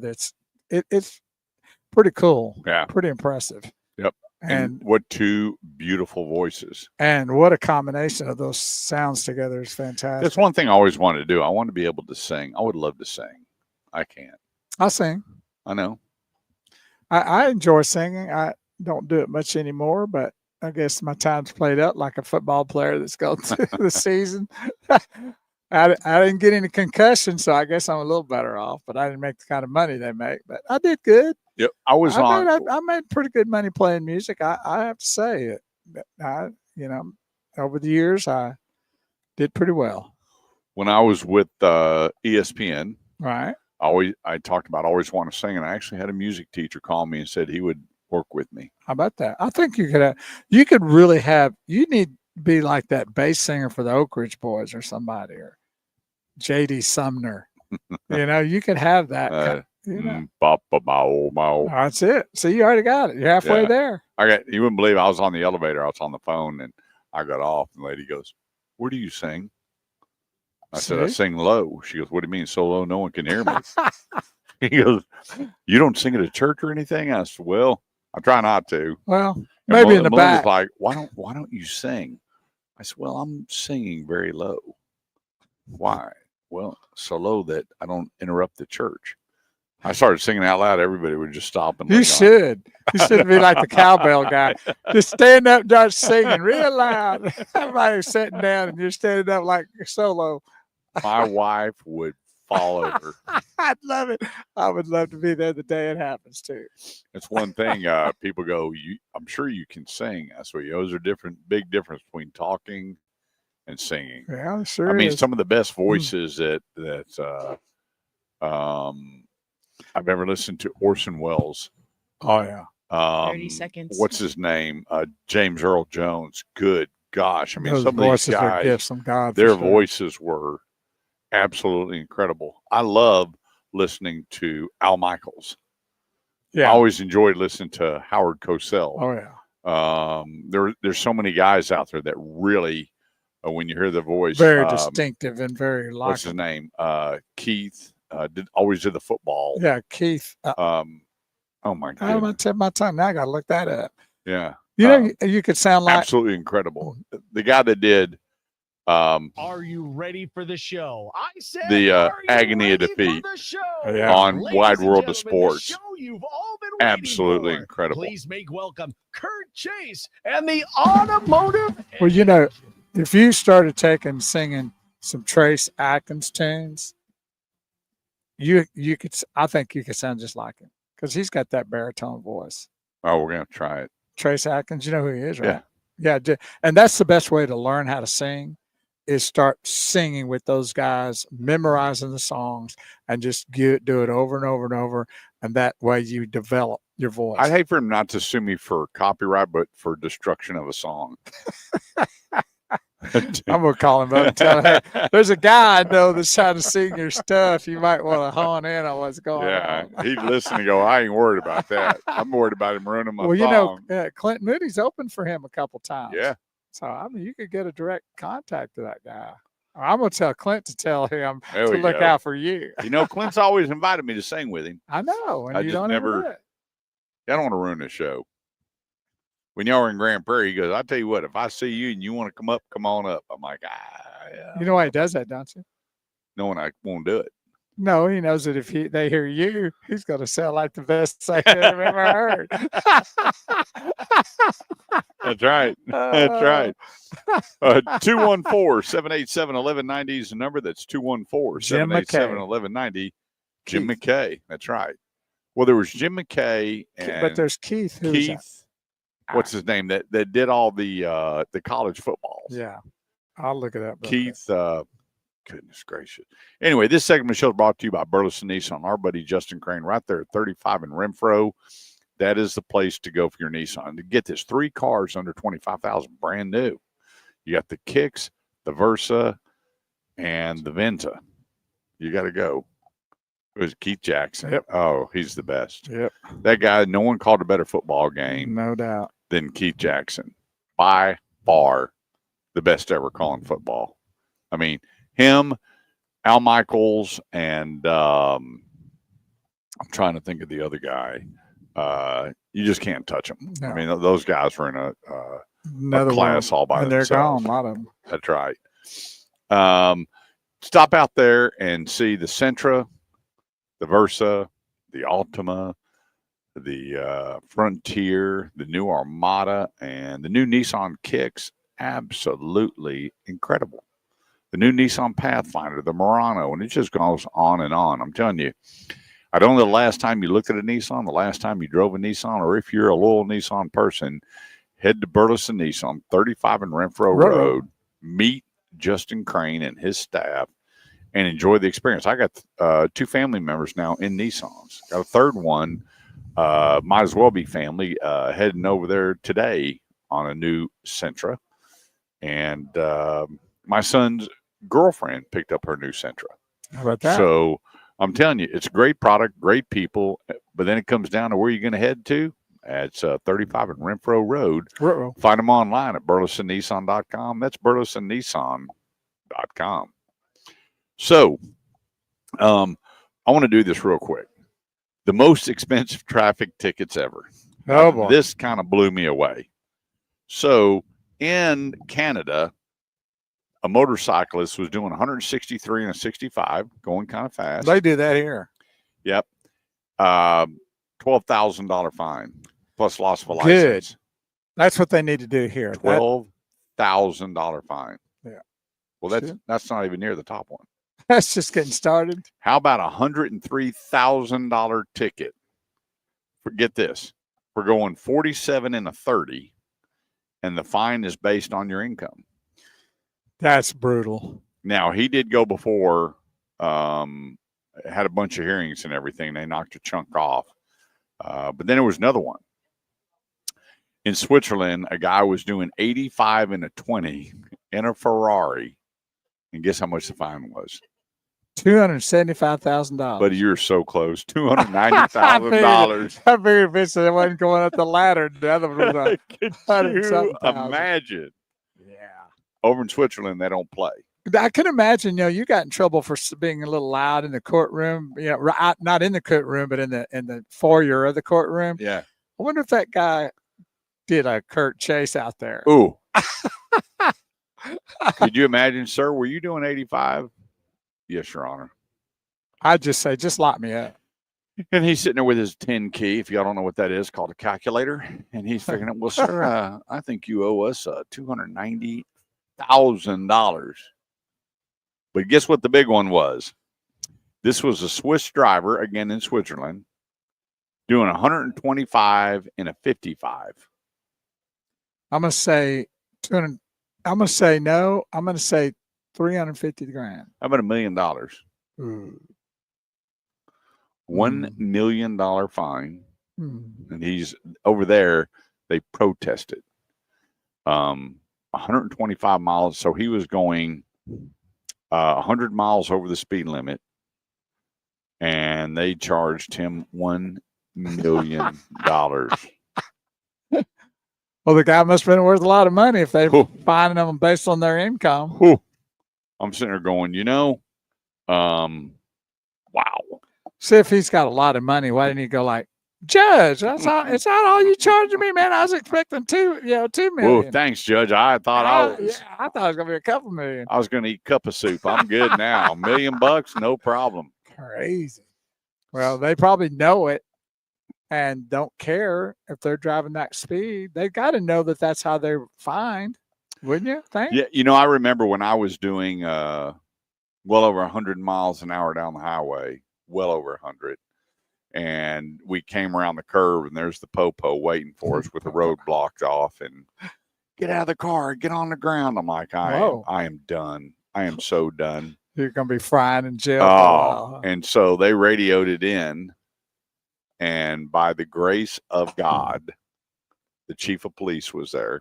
And you doing my dad's best friend. They bowled together, and my dad was a reserve officer and rode with Captain John Looper. And John goes, hold him there. And I'm like, all I see is, I'm not living at home, but I can just see my dad just killing me. And I was in one of the old Z06 Corvettes. And we all had radios. And one of the guys was on the bridge at MacArthur, and the other one was further down. They're like, go, go, go. So here we go. Watching for you? Yeah. They weren't watching well enough by the time we hit Either Top that Hill. or they knew it. No, they were good guys. And all of a sudden, from a distance, you see lights, but they went away. I'm cooking down 635. Next thing you know, I'm just sitting there. I'm not in handcuffs or anything. I'm going, man, this is really weird. And all of a sudden, up pulls Mr. Looper. I went, oh my gosh. He goes, get in the car. I'm like, what are we doing? He goes, where's the keys to this car? He said, pull that off. So they pulled it off the side of the road, and he took the keys. I'm like, this is not good. He said, Kurt, what will you think? Well, never mind. You weren't thinking. How bad? No, he said, do you know that you go to jail for that? A suspension of your license. We tow your car. And I'm like, Officer Loop, and what was funny was his wife was my English teacher. Oh, and you had way too many connections on that. I'm telling you. And I was like, but in the long run, I'm going to call Elise Looper. Elise, can you please help me? But anyway, he goes, you got a choice. You can come down and clean the jail cells and clean the squad cars, or we're going to go the other route. And I'm like, buddy, they'll be spit shined in the morning. So we pull back up, and he hands me the keys, and all these cops look like, what's going on? I drove off in the car. They were like, you're kidding. They're like, nope. And I'm going to tell you I couldn't tell you how many Saturdays I was cleaning squad cars and cleaning them jail cells. You never drove that speed again except at the Texas Motor Well, Speedway, right? Well, yeah, Maybe somewhere. But, and then I got pulled over 4 times in my town. And each time I got pulled over, they called it in. They're going, dude, go get a lottery ticket and slow this car down. And then I get pulled over with my wife, and I don't have my driver's license. I got a copy of it because Right. when I lost my Social Security card, you had to send your license in and make a copy. And the cop goes, well, and here I'm in a Buick Enclave. You know, I'm cooking down the road. We just got ice cream in our hand. And cop goes, what are you doing? I said, Pop, not paying attention. And he goes, you got your license? He goes, what is this? I said, I was sending my social. Oh, my wife did too. What's the deal? Yeah, we're going to travel. We need our passport. We're sitting there talking. And comes back and he goes, slow the car down. My wife, she said, how many times has that happened to you? I went, about a half a dozen. Well, I've been pulled over a whole bunch of times and got out because the first thing I tell them is I have a license to carry. Well, Mr. Carver, have a good day. Well, you know, one time you could drive through the airport, and once you got the ticket, if you made it from the south entrance to the north, I remember that. in less than 3 minutes, it was free. Yes, and they that's would right. put the ticket in there and come up 0. And it was so funny because back then they were like flying through. And they put the ticket in again, 0. And I'm just sitting there laughing because I know. And I forgot who told us that. Well, my dad thought it was great because we put him in the car with us one time, and my brother-in-law was in a Camaro. Man, we're flying through the airport. My dad is just dying laughing. He hands Cops him the working ticket. hard too, though. And it's free. And my dad goes, what's the deal here? So we did it in his Lincoln Town car one time. Flipped through the airport. So my son Colton's with me. And I said, I wonder if this still works. And I'm in my sports car. Whoom, I'm hooking them. Woo, woo, woo. I'm like, I'm so busted. So we pulled over and he goes, driver's license and insurance. I give that to him and he's running it. And he goes, sir, what are you doing? I said, Trying to beat the other end without paying. When you go through the airport, he goes, buddy, that was over 20 years ago. I went, so it's not free if you get through it in 3 minutes? He goes, no, it's not free anymore. He goes, you know how fast you were going? I said, trying to make it the other end. My whole object was to get through the airport. And about that time, my buddy Greg Potter, who is head of SWAT and the DFW Police Department, he gets the call. And he goes, tell him to call me. And I called him. He goes, tell him right now. And he goes, what are you doing? I said, look, I thought you still got that free trip through the airport if you did in 3 minutes. Buddy, that over 20 years ago. So anyway, Melinda says that, you know, we have these, we have a new insurance company that says, put these things on your car and it monitors your speed. Oh, you do that? And you get a discount. I'm like, I am so in trouble. I did it for a while. I took it off. Yeah. So you get that extra 15% or whatever. And I'm going, not worth it. Yeah. Plus they're watching your driving habits, where you go, where you eat. I don't know if they share it. I'm not saying they do, but if I was a bet, I bet they did. Oh, yeah, definitely. Yeah, if you And leave I'm going, them, that's there for somebody else to look at. The speed limit has a variable. I believe that wholeheartedly. So I asked, if I'm flying down the street, and he goes, other than a school zone, right? If you're 2 miles over, it's an automatic $250 fine. He said, usually if you're, you know, if the speed limit is 35 and you're doing 40, 42, you're probably going to get away with it. You're at 44, you're getting pulled over. He goes, it's really 9 to 10 miles over, depending on, you know, whether the cop's having a good or bad day, whether you're going to get pulled over. So I told my wife, I think the speed limit has a variable. And she's like shaking her head. There is no variable. It's just an opinion. Yeah. So I have it is here in Texas. Yeah. I still have a need for speed. It's funny. People go, you're afraid of heights. You're claustrophobic. But not speed. You don't like to fly, but you'll do 150 miles an hour in a sports car. I'm like, in a heartbeat. Well, I get it. At least you're on the ground. Yeah. Fastest I've been in a car is 159. And that's cooking. That's cooking. I mean, that's I've been around. I've been running 160. Yeah. Yeah. And like that's cooking. I-10 with a 1957 Chevy that's decked out with headers on it. The buddy of my brother's, and we got on I-10. Man, I thought that was my last day. You could have cooked dinner on the exhaust pipes on that. Oh, it's rocking, man. It's a great car, though. Let's take a quick break. 214-787-1190. That's 214-787-1190. I'm Kurt Chase with the great one, Big Wheels Bo Carver. When we get back, Q&A for me and you here on the Automotive QRA. We'll be right back.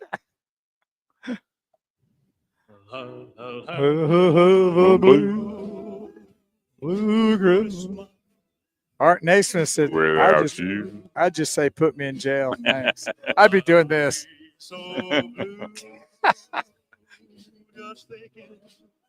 Oh, about you. There you go.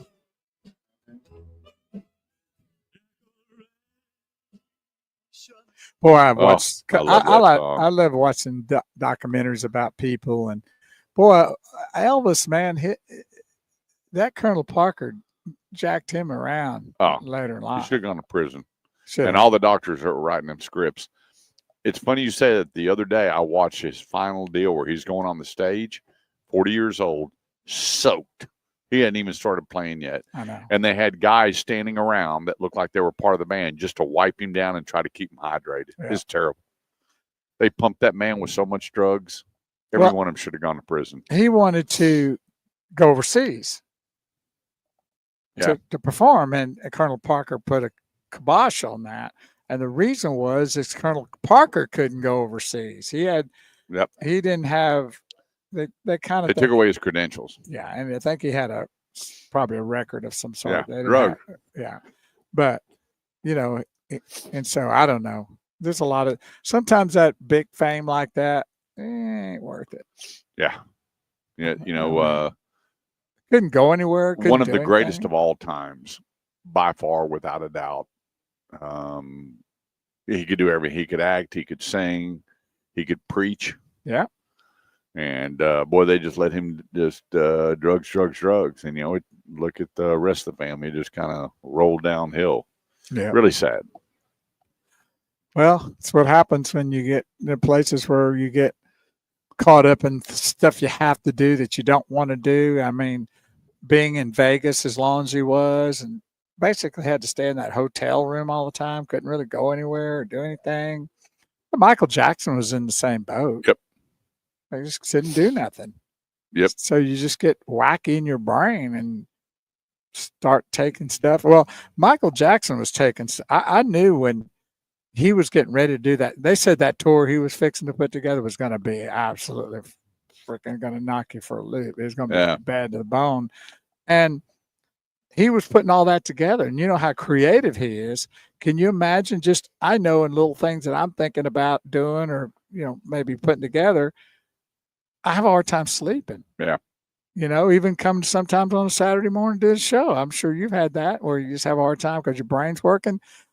I can just imagine how his brain's working. So he had to, he was given all that stuff to make him sleep. Yeah. I get that. Don't you? Yep. 100%. You don't realize it. You always say, money can bring you happiness. I think to a lot of points it can. To a level.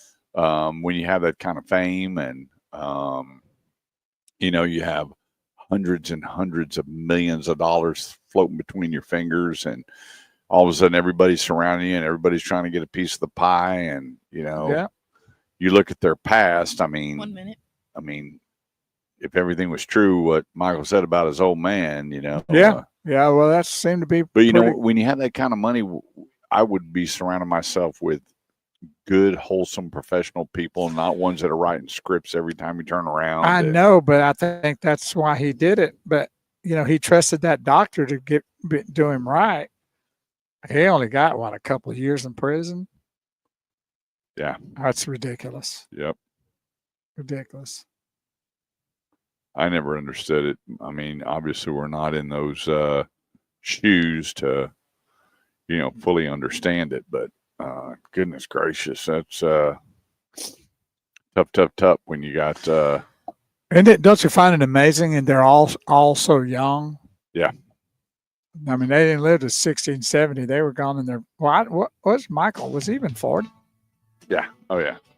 He's in the 50s. Oh, that's what Elvis was, wasn't it? No, he was in the 40s. Yep.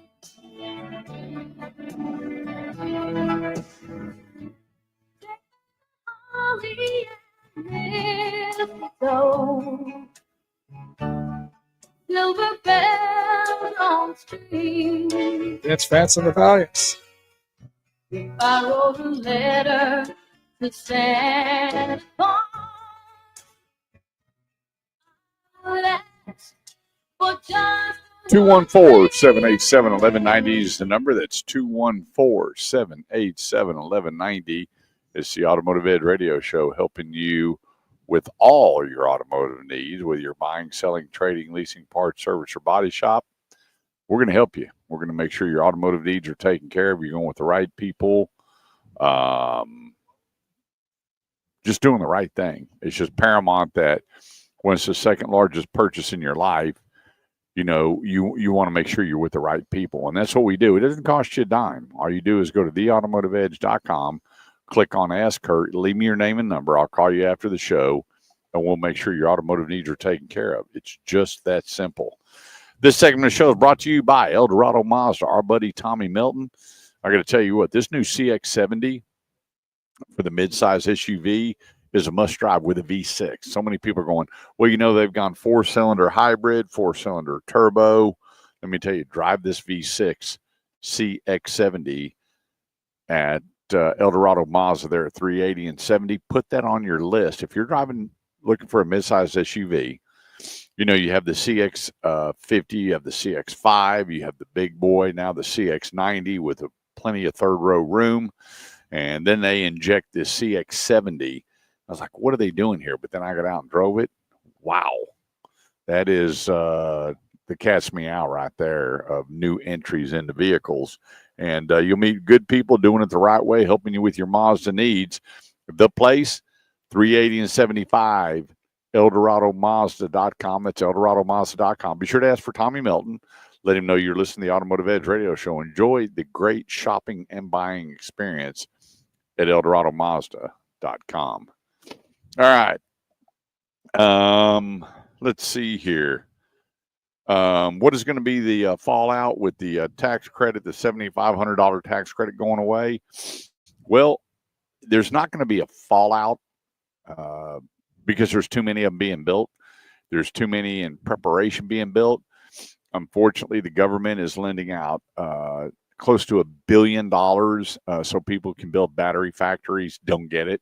Don't understand it. Shouldn't be done. You want to start a company, go to a bank and get a loan.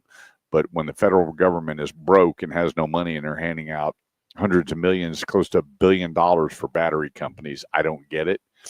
The earth that it's going to take, the dirt it's going to take to turn to build these batteries, don't get it. So what they're going to have to do, to your question, is once the $7,500 tax credit goes away, which it should have never been there in the first place, my opinion is they're going to have to get very, very creative on their residuals. They're going to have to inflate their residuals to get good lease programs available for you, the consumers, to drive electric vehicles. And then there's going to be a lot of manufacturers that are going to come out with price points in the 30s, hopefully decent design that's going to attract more people. But right now, the lease program, you look at the $399 on the ZDX that they have here at Highly Acura, Fort Worth, $399 down, you drive off in a brand new vehicle. That's the creativeness they're going to have, but without a $7,500 tax credit, which is included when you look at all the discounts and everything that they're doing on the ZDX to get you that payment. You have your tax credits and you have the $7,500 from the government. You start adding all that up. Well, that's where the manufacturers are going to have to be super, super creative if they're going to stay in the EV game on 3-year leases. They're going to have them where it's going to be little or nothing out of pockets. Right now, when you look at the down payment plus the TT&L, the 6 electric vehicles I looked at, all the down payments were about $8,000. That's a lot of money. Then you have some, when you're looking at the new Acura ZDX, $399 only, and you drive off the lot. And there's others out there too now that are jumping on and have really lowered the outlay of cash. On average, it's around $3,500 to get to a payment under $400. So they're available. If the manufacturers are going to get creative, they're not going to quit building electric cars. It's not going to be as big in the marketplace as you thought, and it doesn't need to be. You know, do we need alternative fuel? Well, that's up in the air. Do we need alternative power? That's up in the air, because when you look at the cost of all these solar farms and the wind farms, Goodness gracious. There's a feature, but there's not a benefit right now. 214-787-1190. That's 214-787-1190. You got a little bit of input, any questions, give us a call. 214-787-1190. Hey, Kurt, what car have the most markup to negotiate? Upper luxury brands and supercars. That's it. There's not a lot of markup. And when you see these big discounts that are on the vehicles right now, that doesn't mean there's a lot of markup. It means that the manufacturers keep X amount of capital on reserve to filter in for rebates and incentives to get rid of their product. When you look at Eldorado Chevrolet, $18,000 off a brand new pickup truck, well, the manufacturers all jump in and help. They want this inventory gone and fresh inventory coming. So there's a reserve that they can use cash-wise to incentivize you, the consumer, and the dealer to get rid of this product. It doesn't mean that when you see an $18,000 discount that it's got even $6,000 markup in it, because it doesn't. It's all in how much, how deep the manufacturers want to go to move the inventory. But on the average, I looked at, I stopped at about right under 20 vehicles, and the average markup across the board was about $1,800 average. So when you start compiling, let's say, the Acura Integra and the Honda Accord and the Toyota Camry and the Mazda CX-70 and the Chevy. So you start putting all these together, and I start looking at invoice. I go into the dealer and go, hey, what's the invoice on this car? And I start doing the math. On average, about $1,800. On some was a little bit higher, some a little lower. I found over a dozen cars that the markup in it was less than $500. And you, the consumer, aren't going to believe that. When a dealer walks in and says, hey, we're not negotiating, I only have $500 markup, you're like, oh, baloney, I'm not buying it. But it's true. There's a car out there that actually has $280 markup from invoice to sticker. And there's another product out there that sticker and invoice are the same. Fact. That's a fact. If I tell you the fly will pull the train, saddle the fly. Zero markup in a product out there that I put my hands on the other day. Unbelievable. 214-787-1190 is the number. That's 214-787-1190. If you got a question about any make or model, where to go, who to see, 214-787-1190. Let's take a quick break. We'll be right back. I don't think she was ready for us. So have you heard about the brushing scam? Yes. Isn't that incredible? Always looking for something to get people, right? You think you're getting a package, and then you scan a QR code, and they just stole everything in your phone. That's unbelievable. All the access of it, too. Everything. Wow. And so when you open it up and it's not yours, just seal it and put it back on the porch and put return to sender. Well, the kicker is that they say, would you like to see who the sender is? Yeah. So if you don't do that, just keep the package, because they won't access your phone. Yeah. That's how they access your phone, is when you click on that QR code to see who the sender is. Yeah. That's when they get it. If you don't do that, you don't have a problem. Yeah. Unbelievable. Yeah. Crazy. So I don't know anybody that's actually done that, that's had that, but I know that I had one of the judge friends of mine sent me a copy of that, to be aware of that. Huh. Well, they say the Falcons are going to cut Kirk Cousins before they pay him the $10 million bonus. Oh, that sucks. Wow. That's pretty sad, huh? The Kirk Cousins situation is what happened to Denver Broncos. Russell Wilson earlier this year, the quarterback was cut before the $37 million salary became fully guaranteed. After being released, Wilson would sign a $1.2 million deal with the Steelers. Should Cousins be in a different uniform in 2025, the Falcons will be on the hook for $26.3 million. Good. Of the $27.5 million owed to him next season. Woo. Yeah, they're not going to keep him.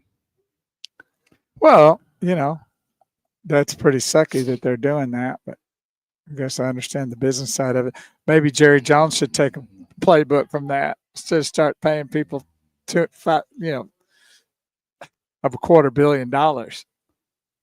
Yep. I heard what's his name, Steve Smith, said that they need to bring Deion Sanders as the coach for the Cowboys. I think Stephen Smith is a full-blown imbecile. I think he's kind of cool on some things. I don't like him. I think he. I know how he hates Cowboys. That's why you don't like him. No. It's got nothing to do with that. I just sit there and listen to him, and I know that I guess he made it to played some college basketball or whatever. But it's amazing how the people that sound the most aggravated, the maddest, that come out screaming and yelling, the ones that come out curse, some of those podcasts they do the most filthy, disgusting thing I've ever seen. And you listen to him talk, and I'm going, that man is probably a very smart man. He just doesn't know how to talk right about it. I mean, to come out with that, vicious attitude that I am the man, the myth, the one and only, the beginning and the end. I can't stand it. The Bible of the sports world. I can't stand him. I get it. I get Anytime he comes on, I turn it off. If he's on any of the newscasts, I turn it off. Any of the sports things, they bring him in at halftime, whatever, I turn it off. Yeah, but I think because he hates Cowboys so much. No, I don't care. I don't like the Cowboys right now either. Well, I think he says some pretty good things about what they should be doing, though. Yeah, but see, you know what? He's one of those bleacher bums with a big mouth. I ain't gonna argue with that. He thinks he is. When the way he talks to people that he doesn't agree with, I'm going, you know what? Yeah, just put some duct tape over his mouth. And they just renewed his contract. I saw what they're paying that guy, millions of dollars. And I guess, people like he let the Democrats have it. That kind of stuff. I can't think of the guy that always wears the tank top and the T-shirts with the sleeves. Oh, I don't like blonde that hair, guy got flat top, whatever. I don't like that guy. That guy's disgusting. Yes, he is. His mouth is so filthy. Yeah, I don't like that guy at all. And he just had a kid on there, and then the kid popped off with a curse word. He goes, "How old are you?" He's like 9 years old. And he goes, "You shouldn't be listening to this show." And they let the kid talk, and then he fired off a couple of cuss words. He goes, "We love that kid." And I'm going, that show is disgusting.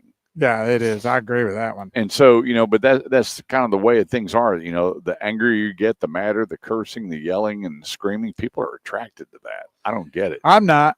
And Stephen Smith thinks he's a one-all, end-all, and he's the final say. He's not even in the realm of all the great people on TV that report sports. He's not even in the top 50. I agree with that. But I do like what he says about the Cowboys. He's got it right in some of those things. 214-787-1190 is the number. That's 214-787-1190. We want to thank David Gomez for having us out here at Highly Accurate. I know I lost. He said he'd be here, and I won once again. I don't know what I won. We didn't bet. We'll figure something out. Maybe a Subway sandwich or something. I'm still waiting on my sweatshirt. Yeah, me too.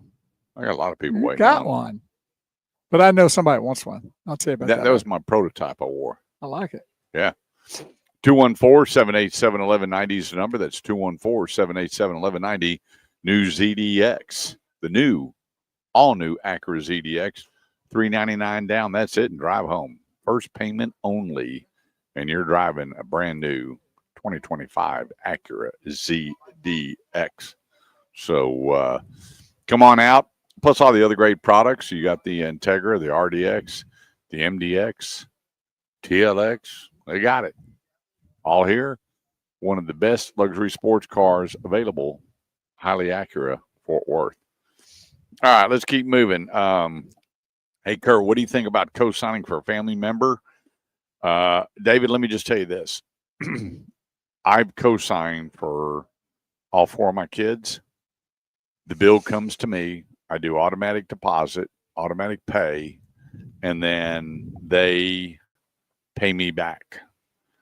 If you're going to co-sign and that bill doesn't come to you to make sure it's paid, you can put yourself in a lot of trouble, which I've seen with a lot of people. Their hearts are in the right place. They go to co-sign. The payment's not getting paid, and they just go postal because it's affecting their credit. And it's affecting their credit in a bad way. And they're going, what do I do? How do I get off the note? The only way to get off the note is to go down to the bank and have the car refinanced in their name if you can get it done that way. But the reason you co-sign was because they couldn't get it done. Now you got to go down and co-sign or try to get them off the note. And the only way to do that is hopefully you've made a dozen payments, you've made them well, their credit score has gone up, their debt to ratio is not hurting, and you can convert that over to their name on a refinance. But other than that, you won't believe how many parents have co-signed, or aunts and uncles or grandparents that have co-signed, and they're not overseeing the payment, they're assuming, and then they go to buy them a new car and they can't because of all the slow pays or repossession or whatever the case may be that they were totally unaware of. And you need to watch that with credit cards too. Yep.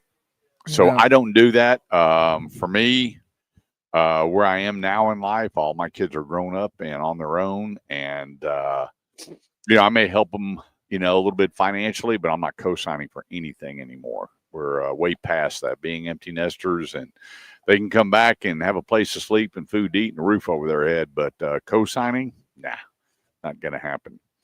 But for you that are doing that, get the bill in your name, set up the auto pay, and collect the payment from whoever you're co-signing for.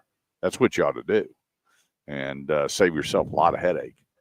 What are your predictions for 2025 in the auto industry, especially for insurance costs? That's an area where the only way insurance is going down if you teach your kids how to drive, and you're paying attention, and you're putting those stupid cell phones down, and all this distractive driving that's going on with these new automobiles. We control what we pay for insurance. If there's a lot less wrecks, they can't keep punishing us. Obviously, we have nothing to do with Mother Nature. You see all the companies that pulled out of Florida with all the hurricanes. Boy, if you're trying to insure something in Florida, God bless you. I can't imagine what you're paying. But for us, it's getting your kids to put those cell phones down. Here's the deal. We're going to track your cell phone in that car, which you can do, whether you're on it, how long you're on it. Are you setting up, even if it's hands-free for the kiddos should be emergency only. But I saw this kid the other day. He was in this big old truck, and boy, he almost hit another one, and he's still texting. They're honking the horn, and people are shooting each other the finger, and he's still texting. I'm going, goodness gracious, it starts at home. Hey, if you're going to be in that car that I'm insuring, which most moms and dads are, here's the rules. And if they don't play by it, make them walk or ride a bus or call a friend. But it all starts at home with what's going on. I see kids going down the highway, putting on makeup and holding their phones with a cup of coffee in their hand. I'm going, wow, really? And so it starts at home. In fact, there's one that I actually knew the person. I knocked on the door and said, hey, here's the video of what your kid was just doing. Ooh. And boy, they were so mad at me. I said, you know what? You almost caused 3 accidents out there, and you were still not paying attention. And luckily, I know you and I know your parents. You have got to stop what you're doing because you almost hit me first. And so that's the best I can tell you. It's really, really sad because of this distracted driving. Those cell phones are killers. They're not helpful when you're driving a car. They're killers when you're driving a car, unless you have it mounted and you're using it as a camera phone for whatever. In case there is an accident, you've got to record it or whatever the case may be. But driving around talking on it and texting, and even if you're doing that voice thing where you hit it and you talk and it sends a message, people are still reading the messages after they talk into it. Exactly. And taking your eyes off the road. Not good to do. That's the number one problem. It's not drunk driving anymore. It's distractive driving. And that's what's killing us on our insurance. Because guess what? The 10 bad people that are out there causing all the havoc are affecting the next 100 that are not. And that's why rates are up. 214-787-1190 is the number. That's 214-787-1190. How much has leasing changed over the years to entice me to lease again? It hadn't changed over the years. There's nothing dramatic that has changed in the auto industry when it comes to leasing. The big change was many, many, many years ago. They made everything a closed-end lease instead of an open-ended lease. And the difference was back at the time is when you brought the vehicle back, they appraised it, and based on the damage and mileage and everything, if it didn't appraise for that residual, you made up the money. those days are gone. Everything's a closed-end lease. If you look up at the top right-hand part of the contract, it says closed-end lease. So the numbers are the numbers. They can't change. If the market drops out, you're still protected by the residual. You're not, you don't owe anything. If it's worth more, well, then you get a little coin in your pocket. So here's three things. If you drive 12 to 15,000 miles a year, you take care of your vehicle, and you like a new vehicle every 3 years, leasing's fantastic. If you don't qualify for all three of those, don't lease. Real simple. And 90% of our vehicles were leased at one time, and now the kids are gone, and now they're all buying their cars, and so different world. How much do recalls depreciate a car if it's open and you're trying to trade it? 0. Recalls do not affect your trade-in value. It's just whether that dealer is going to take it.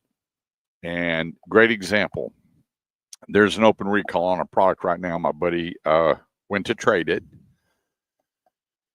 and the dealer was like, not interested. He said, why? He goes, well, I just contacted the dealership of that manufacturer, and they said that they're 90 days behind getting parts for the recall, which means that if he took it in and trade, that vehicle is going to sit there at least 90 days, if not more, waiting for parts to come in. Now, if you're trading an Acura for an Acura and there's recall, no problem. They're going to take it in.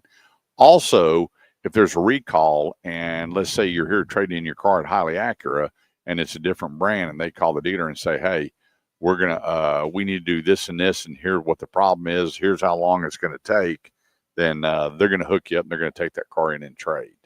So long-term recalls where the parts aren't available right now, like the old Takata airbags, major problem. Now it's simply calling the manufacturer going, hey, I'm taking in this vehicle on trade. What does it look like the ETA on getting that recall taken care of? That's going to be the big determining factor. But the value doesn't change. It's how fast they can get that recall done to get it back out to market. So recalls will not affect the trade-in value, condition, and miles. 214-787-1190 is the number. Let's take a quick break. We'll get things wrapped up here on the Automotive Edge Radio Show. Be right back.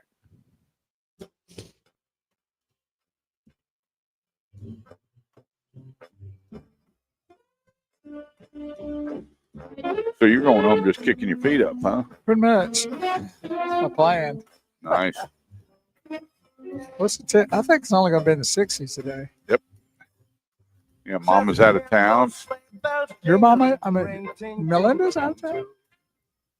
Well, it's good that she's feeling better enough to go. She's out on the other side of Forney, seeing the in-laws for cool the holidays. Awesome. Step family, whatever it is. Hanging out with them. Gotcha. We're going to take our grandson. Our grandson has pink eye.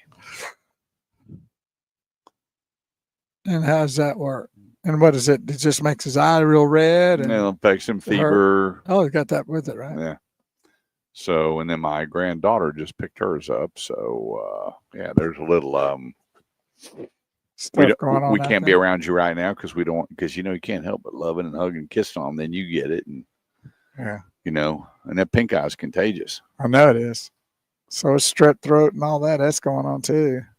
Remember growing up when we used to hear about mononucleosis, the kissing disease? Remember that? Yeah. Yeah. I can't kiss your wife. Got mono. I remember that. I remember I took a girl out on a date, went to give her a kiss. She goes, we can't kiss now. I got mono. I'm like, well, get out of my car. Why are we even on a Let me date? take you back home. You weren't unhealthy enough to go eat. My wife goes, you were that shallow. Well, no, I wasn't that shallow. Get out of my car. It's not shallow. It's just fat. Yeah. I just remember when I was younger, you don't even hear about that anymore. Not the much. Kissing disease, mononucleosis. I think it's still there, but I don't think they call it that anymore. So yeah. We've gone way past just kissing. There's a lot more problems out there than that. I just remember one of the girls that we went out, and she got in the car, and I reached over, give her a little smooch. She goes, "Oh no, mono." Well, get out. You think that was an excuse? Get out. She was She was well enough to go get in the car with That's you. right. Go somewhere. That's right? right. I'll take my chances. Is what I told her. Yeah, you should have told me. Well, okay, then you're buying. That's right. No joke. Look, I've grown up and matured a lot since then. I'm not that way anymore. Okay, They only took- before the haterade drinkers out there start pouring shots. Yeah, he just I'm not changed that in way the anymore. last year. Yeah. Oh boy. Well, it is what it is, and thanks everybody for being a part of our broadcast today here on the Automotive Edge. Be sure and like and share, whether it's on YouTube or LinkedIn or here on the Automotive Edge Facebook page. Shifting gears. Art says most young teens of our generation were hoping to get mono. Yeah, you would trade that in for that, would you? That's Yeah, funny. some of the stuff they brought home wouldn't wash off. And, yeah. Perfect. But yeah, just like and share the show. We appreciate if you do. Gets more people to know what we're doing here on our Saturday mornings to help people with all their automotive needs, whether they're buying, selling, trading, leasing, parts, service, body shop, tires, wheels, whatever. That's what we're here for. So Yeah, you can't see the lights are on my shirt. I know. Well, I could, yeah. Well, that's because the light was too bright and coming Yeah. in through the thing. Yeah, it looks good. Battery operated? Sure. Where's your battery? Right there. There it is. How about Right that? there. Yeah. So that, what do they call it when they get your heart started again? Is it one of those? Like, what do they call A little those? palpitation. Pacemaker? Yeah. For a sweater? Yeah. I get a little jolt once in a while. It's a cool sweater. I like it. Yeah, I got my Santa hat, but Mine is this Mickey Mouse. Mickey Mouse Christmas. It's funny how that we do cartoon characters for our Christmas today, right? well, they didn't have this was all they had. That's at, all right. Do you Kohl's. ever watch that show? Oh yeah, Oh yeah, I had the to watch it. original one. Yeah, exactly. The one with Jim Carrey, I don't care for. Yeah, the older styles, right? I like the old stuff. Yeah, no joke. 214-787-1190 is the number. That's 214-787-1190. This segment is show brought to you by the great folks over at El Dorado Chevrolet. $18,000 off of MSRP on their Chevy Silverado Crew Cab. 2024 Colorados. Under 30 grand. How about up to $8,500 off Tahoes and Suburbans? And it keeps going on and on and on. And then their commercial lineup, you've got a commercial product, work bodies, lifts, flatbeds, on and on and on. Some of the stuff I didn't even know what it was when I pulled up. They've got that too. So you businesses that are trying to knock out all your commercial stuff, the place, ElDoradoChevy.com. That's ElDoradoChevy.com, right there at 380 and 75. Stop in and see why they're 8-time Chevy Dealer of the Year, even if you're just kicking tires. The place, ElDoradoChevy.com. Once again, I want to thank David Gomez and the staff for getting here early, getting the place opened up for us so we could put on our show. And remember, every Saturday from 8 to noon, let all your family and friends know if they're looking for an automobile, go to theautomotiveedge.com or tune in every Saturday right here on 1190 KFXR with all of our different media outlets, which if you go to the website, I'll tell you everywhere you can find us. And we'd love to be able to help you with your automotive needs, whether it's now, next year, whatever the case may be. We're always here for you, from sales to service to body shop, new, pre-owned, it doesn't matter. We can help you with all of it here on the Automotive Edge radio show. And we want to make sure we wish everybody, before it gets too late, a very, very Merry Christmas, and enjoy the season for what it's about. The birth of Jesus Christ, our Savior. He is the reason for the season. He's the reason. So keep that in mind through all the hustle and bustle of the Christmas trees and the shopping and all those kind of things. Let's don't forget about the real reason for it. And I hope that you have a very, very blessed one this season. Yep. Remember, like we say every Saturday, to turn off those electronics and go tell that person you love them. Spend some time with them, hug them, kiss them, and forgive. Yeah, we're getting close to the new year. Let's all start a new year of trying to be, coming together. Yep. For each other, for our country, for the world. I mean, I don't think there's been a time that we've needed it more than now. Yeah. So Let it go. yeah. Carrying that kind of burden is heavy, heavy, heavy. Let it go. It's real simple. It's not that hard to do. Some people say, well, I'll forgive but never forget. Well, stop all that. Learn to forgive. And I'm going to tell you what, a good hug and I'm sorry and I love you changes everything. Believe me, my family, there's 80 of us. And 3 years ago, we all got together for Christmas. And there's always a lot of animosity in my family. It could be a soap opera. Where we get together and you wouldn't know that there was a thing wrong on Christmas Day. So make it right. Be your New Year's resolution to smile more, help more, and forgive more. And things will turn around real quick for you. Can you change the name on a loan before it's paid off if someone on the note is no longer here? Yes. There are ways to do that, to go down and turn in all of the paperwork, on a death certificate, obviously, or whatever the case may be. Divorces, no. You have to refinance the car. There's a lot of people, and you know, Bo's heard probably more than anybody that the judge awards responsibility to somebody, but you're still on the hook for it credit wise.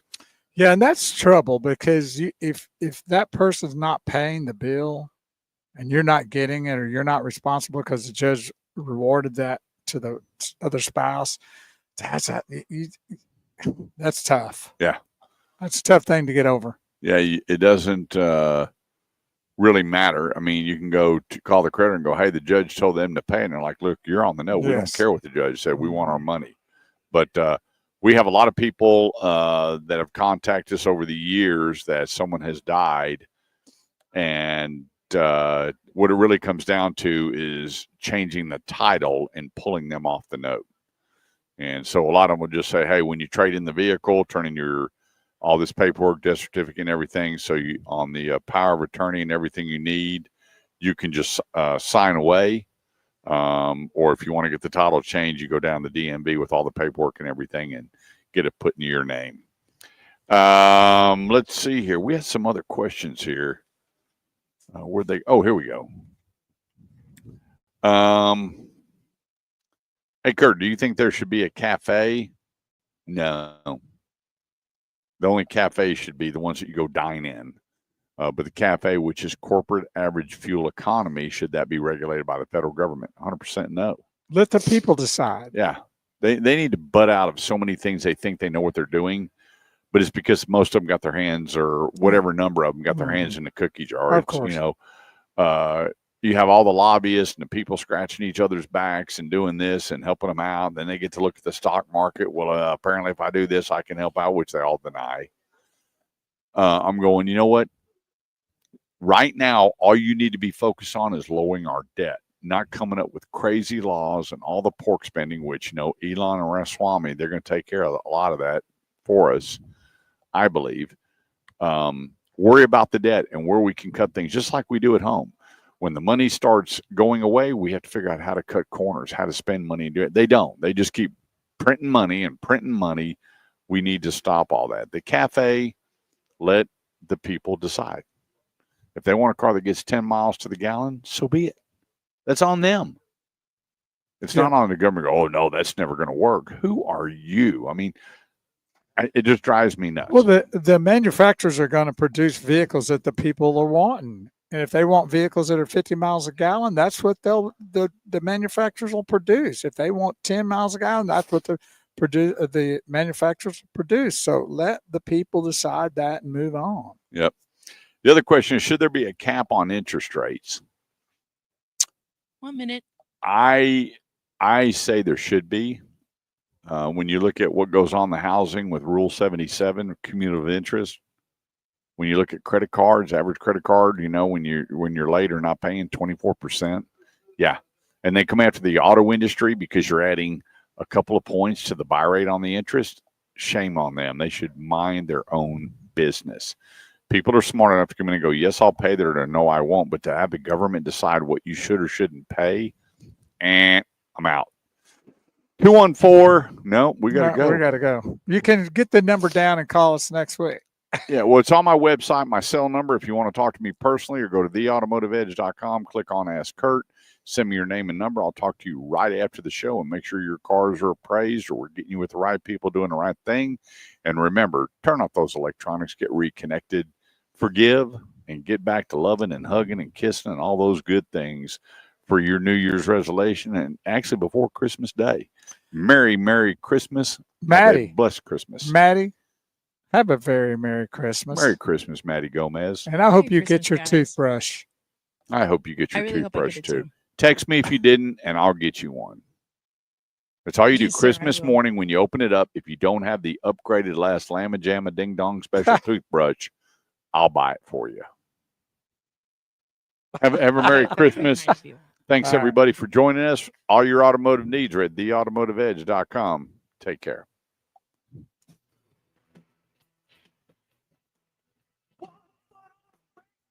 One on the